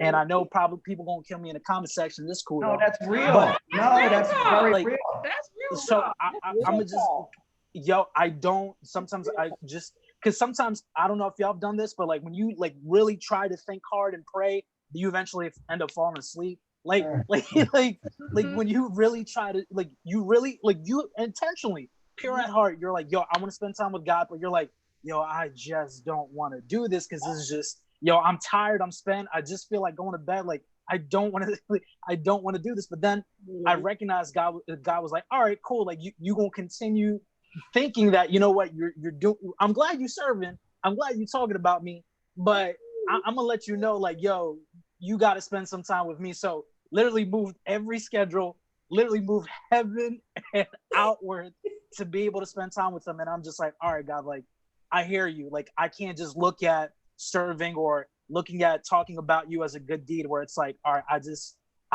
need to be with the one. Like, I need to do it. And the way I've been doing it, honestly, I'm gonna be real. This is my secret. I honestly drink Red Bull. If y'all have recognized on my small group talks, or if you've ever seen me doing, I drink Red Bull to give me energy, so that way I'm combating my brain. I know this is not scientific. I just know it works for me. So that's why for me, I'm just like, yo, Rick, don't fall asleep. Let's plan and prepare for this. No, you like when your father's child. He drinks a couple a day. No, Not I drink- Red Bull, but other energy drinks. This is communion. This is communion. Energy. It's Crystal Light, I think. But yeah, but that's good. That's good. Yeah. Very good. No, that I love you guys it's really good. Very, very good. All right, Desi, and again, not that you have to, but you started this. Anything else you wanted to add in about how you've changed, how you leave the house, you'll be leaving this whole stay at home differently? Elder Yo took my whole answer. So I'm going to just take a quick biblical route and we're going to move on. And that is progress. Progress takes time. And I know for me, I don't like progress. And I like to compare my progress. And one thing that kind of, when we were just trying to wrap my mind on what I wanted to share tonight, the one thing God brought to me was how, when you look at the Bible, Jesus healed everybody differently. Sometimes he told you to go dip in that nasty water. Sometimes he did a collaboration, like a group project, and had your friends help get you healed. But whatever process that person took, they can't compare. Like, you can't get bougie because you didn't dip in the water. But the reason you didn't dip in the water is because your friends had to bring you to Jesus. And so being okay with, you know what, for me, my process might mean I might need to go to therapy. It got real quiet. For some, that might mean you might need to go punch a bag and go into a room. But whatever your process looks like, just make sure that you bathe it in the word. Yes. Amen. Desi, so you need to do on your next dose of Desi, the jars you talk about, you need to do a segment on that. Yeah. That's good. Okay. How can people find you on Dose of Desi? What do they do? You can go on Instagram at Dose of Desi, or you can go on Facebook, Dose of Desi. Yes, you need to do it. I want to see an episode on that. What about Delana? Don't you? What is your? Yeah, what's your thing you do? I do. It's Believe 365 on Facebook, and it's just Delana Carey Music on Facebook as well, and Delana C on Instagram. Yes. Anybody else doing anything? I want to make sure anybody else doing, because we can't run. Go ahead, Jason. Yeah. All right. So Run with Vision. Quick, Jason. Run with Vision. What is Run with Vision? Yeah, and so it's teamrunwithvision.org. Teamrunwithvision.org. We also have we're finishing up our Bible study series on Sin Chronicles that my amazing sister Kelly Drayton, she's a partner as well. She came up with this whole concept of team Bible study. So she's doing that. We got Minister Vince and Rashonda, they're going to be leading it this Sunday. So if you got some time between 7:45 and 9 o'clock, the Zoom will be on Facebook, and we'd love to see you on there with us. All right. Anybody else real quick, because I want to get some questions, and anybody else of just something so people know how to get in touch with you, how to follow you? Anybody else? Okay. They don't want it. All right. Very good. Look all of them up on Facebook. They're all there. Look them all up. All right. So you've been hearing from the single panel. Haven't they done a great job? They did a great job tonight, man. Y'all did great. I've been watching people. Y'all have been really, people want to know what happened with Q&A. Show them some love real quick virtually.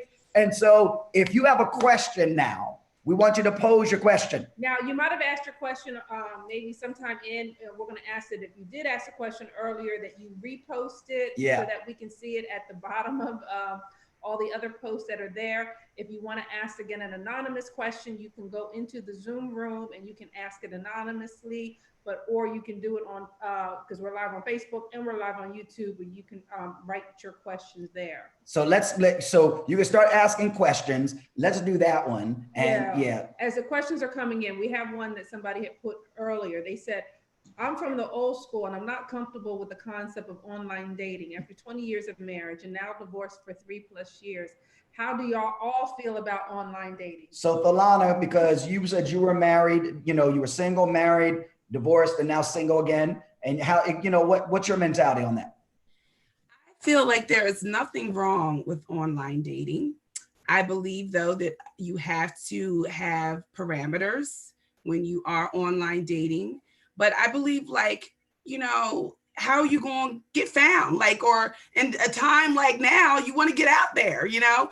It's a good way to get your feet wet, especially after you have been married, and you can just start to meet people. You can start talking with people before, you know, you're just diving right out there. And, you know, you pray, put everything before the Lord, but, you know, you put a nice picture up there. You be very specific about who you are and what you stand for.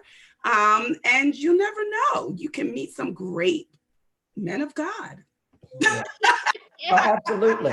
And I think it's not, you know, it's not wrong. I think it's, you know, I think that's good. I've always told Bishop, something happened to him. I said, yeah, I'm gonna try it. No, that's good. I said, you gotta weed out, you gotta weed them out. Let's weed them out quick. Yeah. So anybody else online dating? Anybody else, you know, go ahead. I was a little hesitant about that because see, you only can, in order to learn more about the person, you got to pay for the package. You know what I mean? Like you can sign up for free and then you only can say, let's send like 3 basic messages. I wanted to learn more about somebody and they charge my credit card $69.99. I was like, dang, I just wanted to, you know, find out more about the person. They charged me $70. I didn't realize all that. I was like, no online dating for me. Got one question to ask somebody, and if they don't hit the jackpot on that one question, you want to know more, you're gonna be paying $70. All right. Anybody else want to add in? One quick thing. If you're going to do online dating, just don't get catfished. That's all I say. Don't get catfished. Don't get catfished. In this season, everybody got a smart device, so make sure you see them. Amen. Very good. No, that's good. That's good. All right. Anybody else want to add? We'll look at a couple other questions. I'll put it this way. I know a number of people that have found their spouses online and have been married for a good long while and are very happily married from online dating. I was really shocked and surprised, but it worked for them. it did. So you never rule it out. But then I know I've heard of some horror stories too. So, you know, you just got to be very careful, I guess, if you're going to do it. All right. Somebody said, how do you separate the physical aspect of your life and stay in peace with your own spiritual relationship with what? Before you answer that, somebody said, explain catfish. Oh. No, that's good because I didn't know what catfish was until about a year ago. Explain catfish. Catfish is when you date somebody online and you never see them in person and they make a bunch of excuses and reasons how their camera is broke and all these other issues why they can never see you in person. And then when you do finally, you know, Google their images and do all this other stuff, you realize either they're the complete opposite of what you thought, or they are definitely not your type and they've been lying to you. So please have a strong spirit of discernment when you are dating people. And like it was said before, accountability. Can't say it enough. That's Amen, good. Amen. That's good. Okay. So somebody said, how do you separate the physical aspect of your life and stay in peace with your own spiritual relationship with God when you're faced with a multitude of options that present themselves as a wife? So let's, who wants to answer that? How do you separate the physical aspect of your life and stay in peace with your own spiritual relationship with God when you're faced with a multitude of options that present themselves as a wife? So I guess how do you turn around and stay saved, but still deal with the physical aspect, you know, of what's going on with all the people that present themselves, I guess, to be in a relationship? How do you, as a single person, how do you do that? How do you stay saved and not give in to being hot? Well, I think that comes. Why are you so quick to answer? No, go ahead, Delon. It's a real question. It is. I mean, just coming out, like, you know, as I've been transitioning, you know, I was married for 17 years and now I'm single, and, you know, you kind of wonder, like, do you still got it? But then you realize, oh, I still got it. Like, and you get approached, like, I'm getting approached. Whoa, more than I've ever had. Like, what is going on? You know, but then, and you cannot separate the physical from your spiritual. Like, that's one thing you have to understand, that this is all joined up together. And like Brian said, which was so key, inviting the Lord to help you with that. So being so transparent with like, Lord, look, I don't know if I can really handle this right now because I really want to do this, but I can't, like inviting him through the process and being real with him, to help you, but and accountability, but it's real, and your emotions and your feelings are real, like that they're going to come. I mean, God has made us with these feelings, but just understanding that you have to put it under subjection under the Lord and inviting him in that process, in that journey with you as you mature in it. That's good. That is good. That's good. Anybody else? How do you stay saved, but still keep that physical under wraps in terms of dating and all that presents itself? I want to say, like, you have to know what triggers you, right? You have to know what part of the conversation triggers you to that moment where you're like, I do want to get physical. It's important to understand with like, and it sounds so like something that we've been taught in church, but I want to be real. It's like, it's so true. You gotta watch with what you watch on TV together. Like if you're just like, dating, or you're just, you gotta watch what you watch. You gotta watch what you read. It's just understanding safe spaces and safe places too, because, meet up point where it's like, yo, if you know yourself, if you have a history of, having sex and you're like, yo, this is something I struggled with before. And it's like, now I'm actually on fire for God. I'm trying to do the right thing. It's like, well, maybe, you know what, this ain't the right season for you right now to be alone with her. Maybe this ain't the season because you're trying to protect her and protect yourself. So figure out ways where you can still go out, still be, like you can still go out to coffee shops. You can still go to movies. You can still go to places where like Applebee's bars, like something like eating joint where you're still together. You can still play pool, like just doing fun activities together, but just being careful. If you know yourself, if you know what triggers you, just tend to stay away from those places. So that way it doesn't get physical. You end up compromising a relationship where you thought it was going to lead to someplace. Very good. That is good. Very good. I have a question. Someone said, how do I date someone who is not a partner of Victory, knowing that in the end, I'll have to go to the church to that's yeah. So, I think that's, I always tell all the daughters, spiritual daughters, that if you're dating, that guy may not want, if you're talking about somebody you're seriously dating, that guy may not want to come to Victory.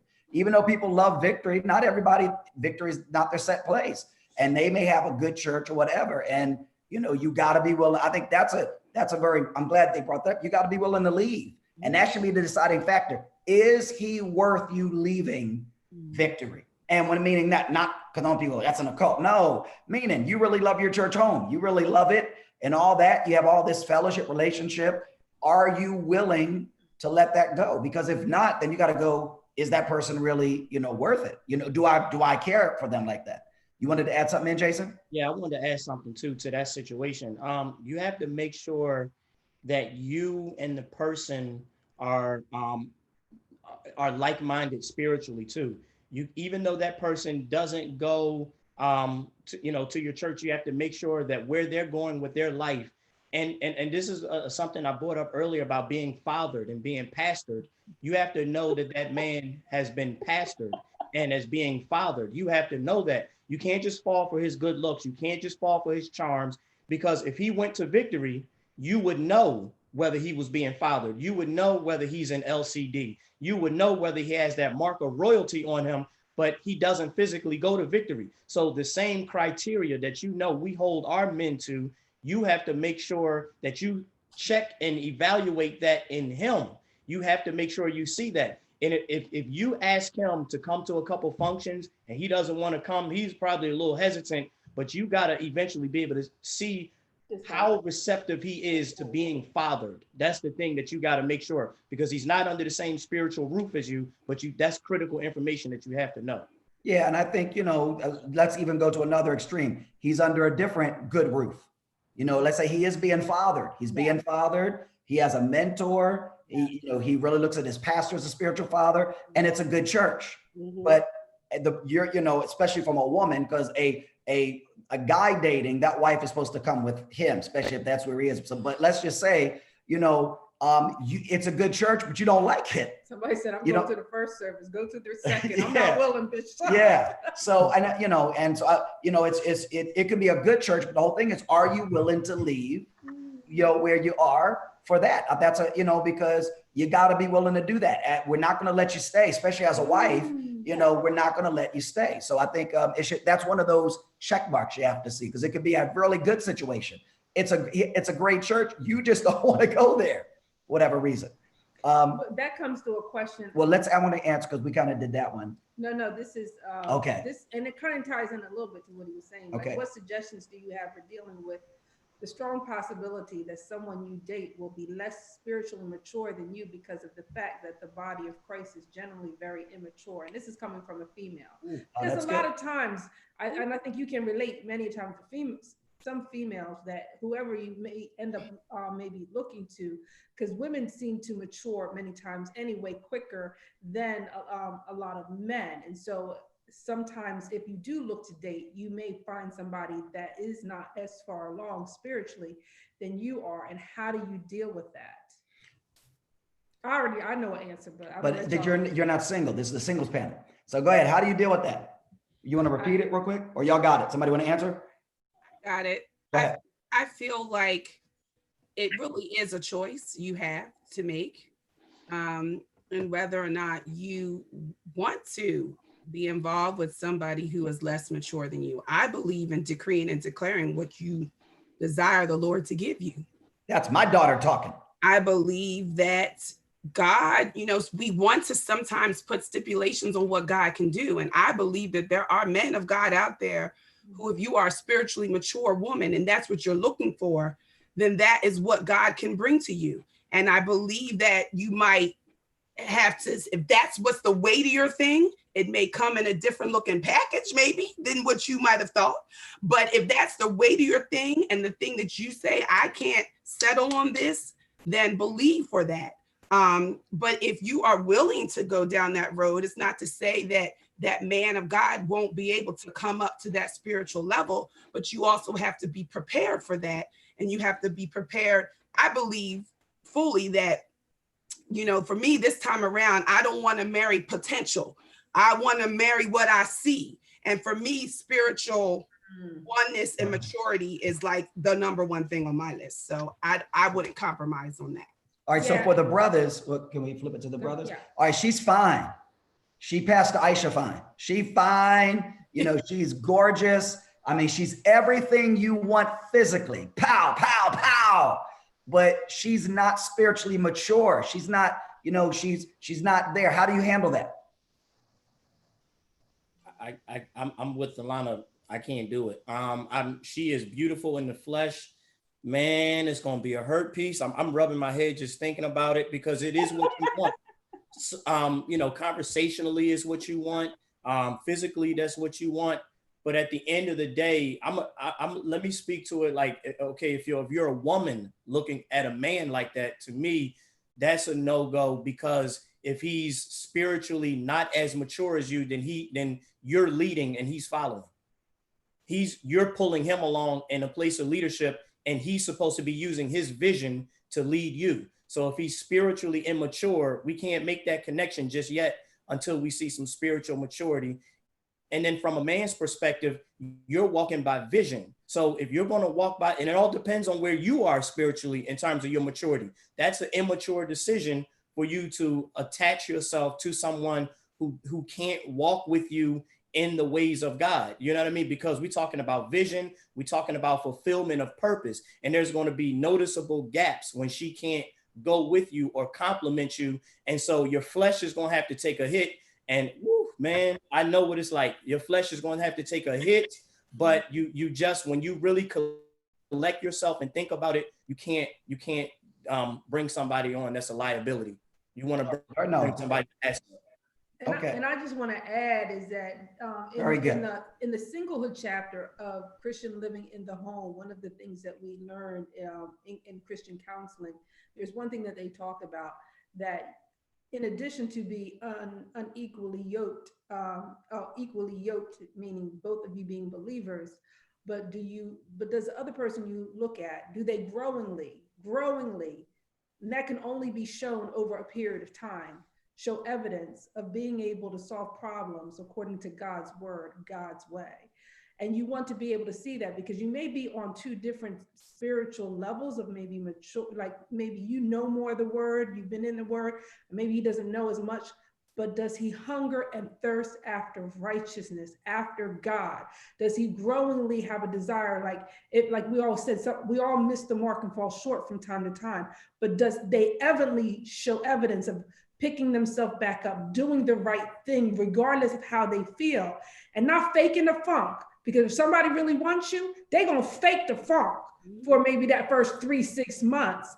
But do they growingly show evidence over a period of time that they're willing to do the word of God and regarding problems and issues and situations with those they're most closest to that works their last nerve and resolve those problems?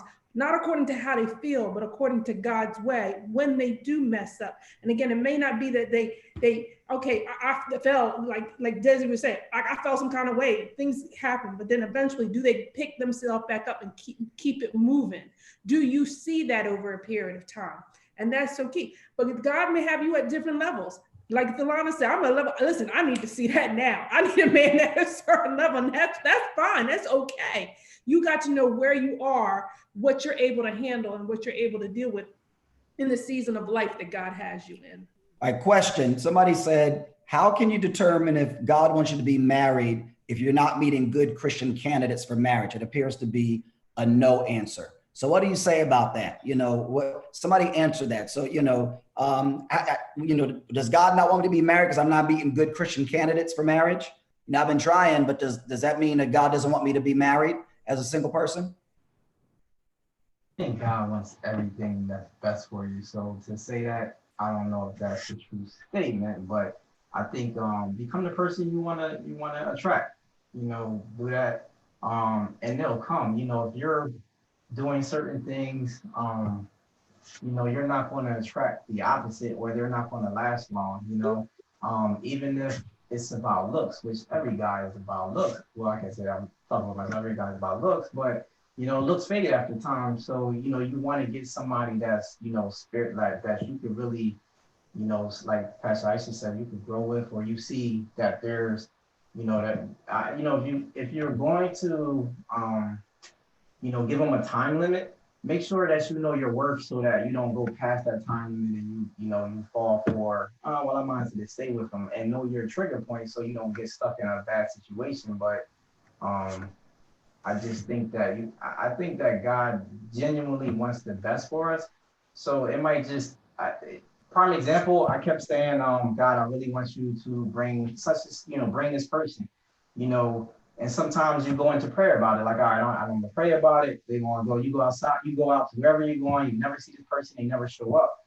And I know that there, when it finally came, I realized now the end picture is I wasn't ready. That's why God held it away from me. So not saying that you might not be ready, but think about maybe there's something God's trying to show you, and that's why you feel like, it's being repelled. But I think, God wants the best. And if you, in your heart, you desire to be married, then he wants you to be married.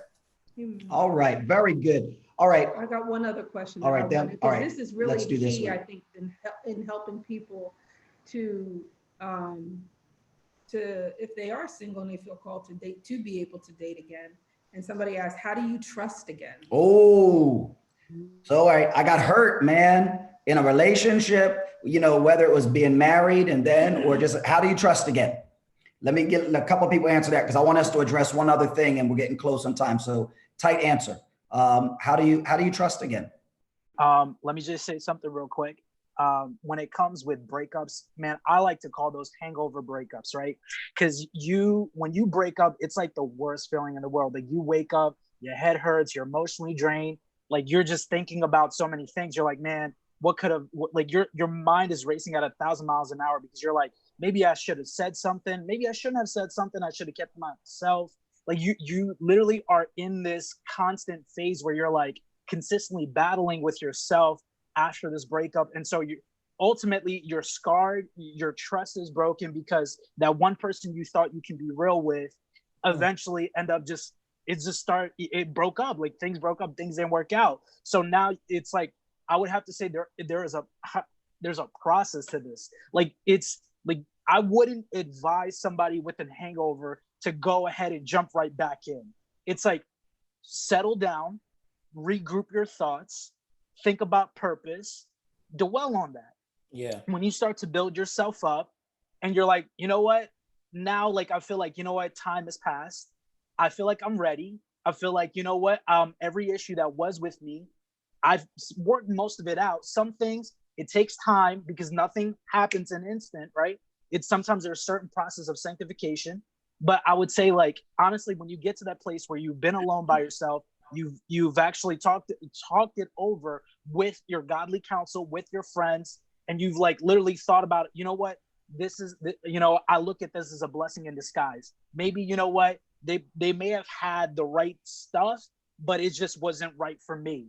And so that's why, like, when you move on and you're ready to jump into the next relationship, it's very important to have accountability. Number one, that's crucial, right? You want to talk to people, like, letting you know, it's like, you know, because you don't want to go through this process where you're just a relationship breakup. But when you eventually get to that place where you're like, you know what, I'm ready to shoot my shot again. I'm ready to go out there and actually go and meet people and connect with people. Go for it. All right. So let me have somebody, one of our ladies respond. How do you trust again? Go ahead. I'm looking at Elder Yo because she looks like Not touching it. You go. Go ahead, Delano. Oh man, this one is hard. I don't know if there's any easy way to trusting again. It's just like, you know what, Delana, in this question, answer this, because somebody had a question for you, and it may tie in, and they asked, you know, how is it, oh, I gotta find it, like, how is it you being a single parent and dating? How is that? How are you like doing that? So what's the trust in that? Yeah. Tight package, tight package. Tight package. Well, the trust, I just feel like, I mean, you have to feel it. You're going to feel the break. You know, you're going to feel the emotions and what you're going through and not denying it. And the way you trust again is you have to really just allow yourself to allow God to come in every area of your life and walk you through the process. And that could look different for everyone. I mean, I know for me, I went to counseling, you know, I went to counseling and I had to do that for a period of time. And then I felt like I was strong enough and I said, okay, I'm going to try, got myself out there and wasn't right. Realized I don't know how to identify if a good man came in front of me. I don't think I would even know what that means. Having that conversation with myself. Yes. It's just like always being vulnerable and starting the process over. You might feel like you're starting it over again, but it's just another level because you're going through the layers. See, there's like layers that have been built upon what you believe you need in a relationship. And when you allow God to dismantle all of that, you have to trust that he knows what he's doing. So that is just the intimate place that only you know what you need to do to get there, because that's your personal walk with God. But if you do it, you know, and you just continually just come back and keep going back to the Lord, he will do it for you. He will do it. Like one day you'll wake up and you'll realize, like, I can say no. I might not have been strong enough to say no to that, but I can say no now, and I know my worth.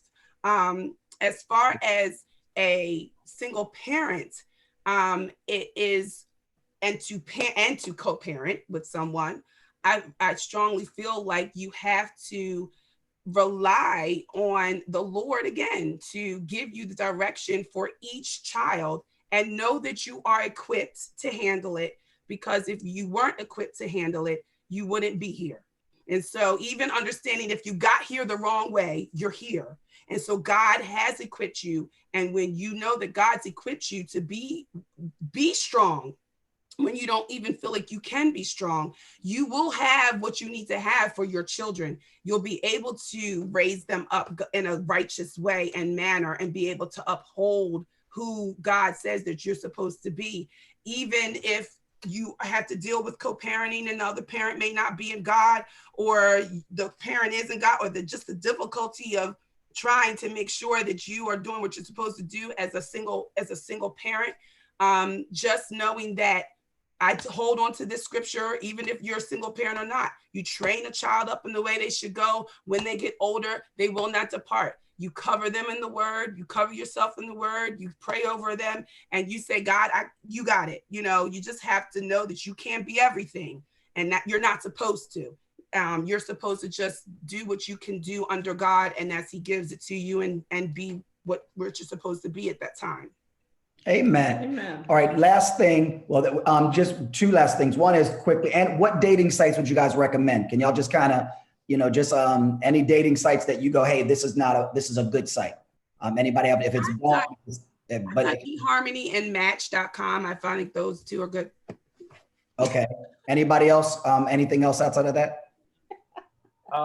If you're a young professional and who's too busy, Coffee Meets Bagel is a nice little app where it's literally just a bunch of young professionals who just want to connect. Say that again. What's the name of it? Coffee Meets Bagel. Okay. Eggs and bacon. Very good. Okay. All right.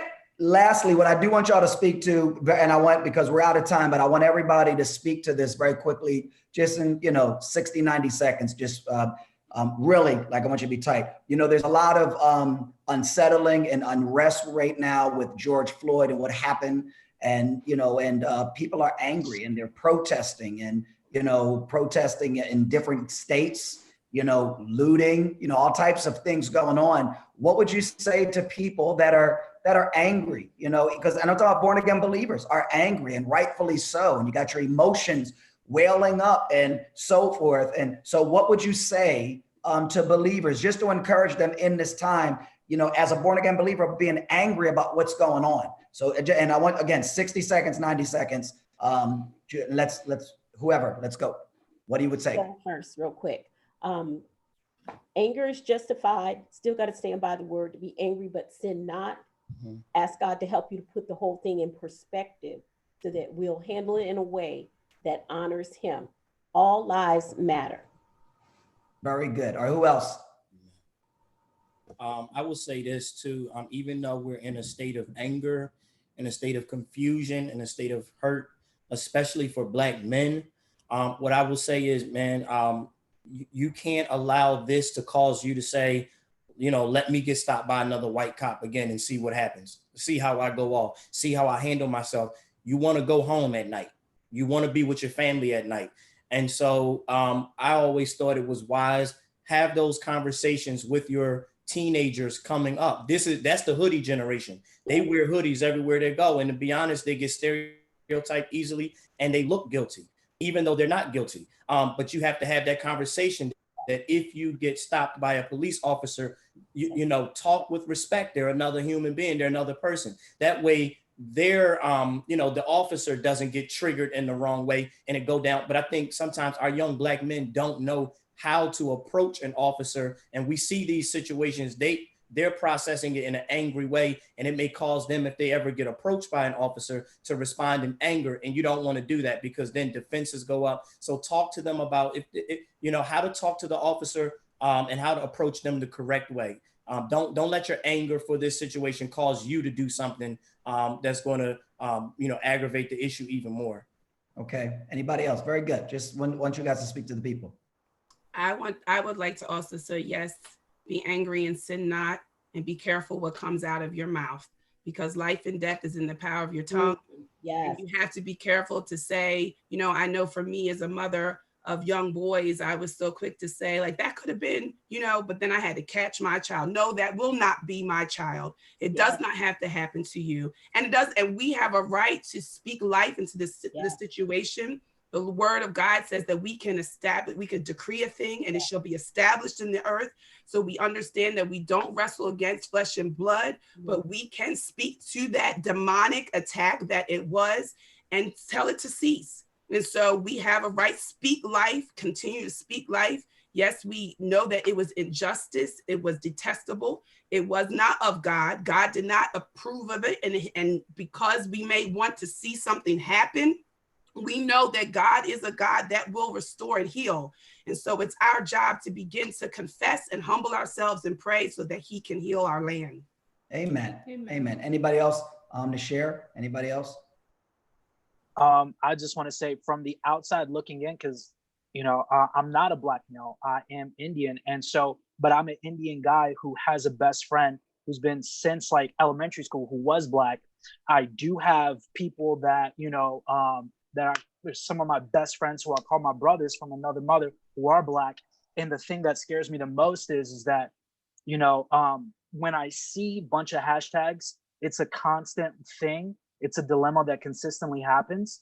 My heart drops a little bit because my best friends who are my brothers, kind of like, you know, what other people say, where it's like, yo, that could have been such and such. And especially in a church where we are, you know, even though we are diverse, right? But we do have African-American people at our church who are on leadership, who are serving, who are basically somebody who's visiting. And I think to myself, I'm like, man, if something happened, it's like, it's gonna hurt. And so to the people who feel frustrated, to the people that get pulled over, I can understand there's anxiety levels that happens because you just see you see 100 miles things. It's like, if I do everything right, do I still get treated this way? And this by no means is a knock against the police officers, because I know there are great cops that are out there. The thing that is frustrating is that when people who feel scared and actually voice it, there's a little bit of a backlash saying, oh, well, you're just overthinking it. I think there's a level of like if we're fellow believers in Christ, we need to actually be in shoulders and shoulders in understanding each other's hurts and pains and where we come from. And so I think that, you know, if we actually see this issue, it's probably not just 5-10 year issue. It goes dates and way back. I think if we can honestly like be there for one another this time, this season, who's hurting, I think it make a lot of difference. Amen. Anybody else want to add in? Anybody else want to add in before we close?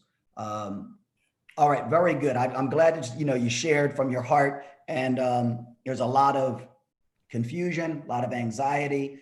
You know, racism is a very real thing. We know that. We know it's real. It's not something that just popped up yesterday, but every life matters. Every culture, every creed, every life matters.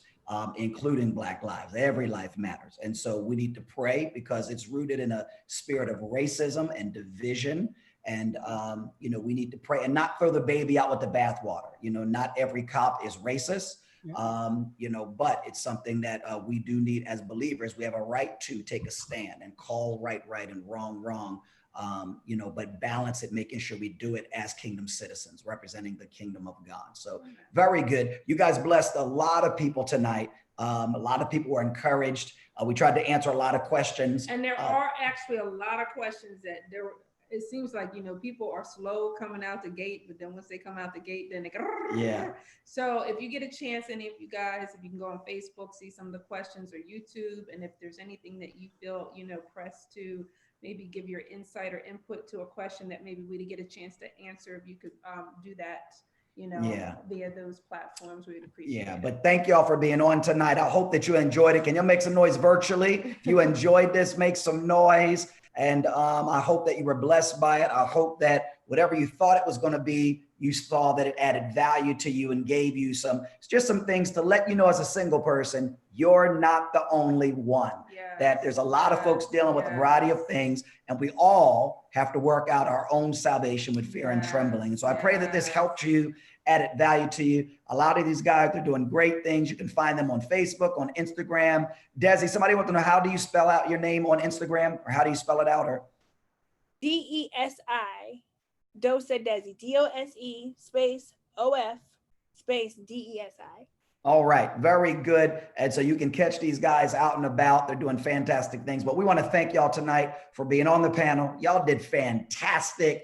Y'all blessed a lot of people. Thank you for your realness, your relevancy, your relatability, your rawness on things that we dealt with tonight. And thank you for really letting God use you. And so for all the singles watching, understand you're awesome in your singlehood. It's not about, I got to get married to be complete. You are complete and whole in your single state, and understanding and embracing the season that you're in. Well, we're out of time. We got to go. And so love y'all so much. And again, thank y'all so much for being on. Go eat, go do something because y'all pulled out tonight. And we're going to look forward to doing something like this again in the near future. All right. Love y'all. We're out of time. Wave to the people. Wave to the people. All right. Be blessed. Later. Let's go.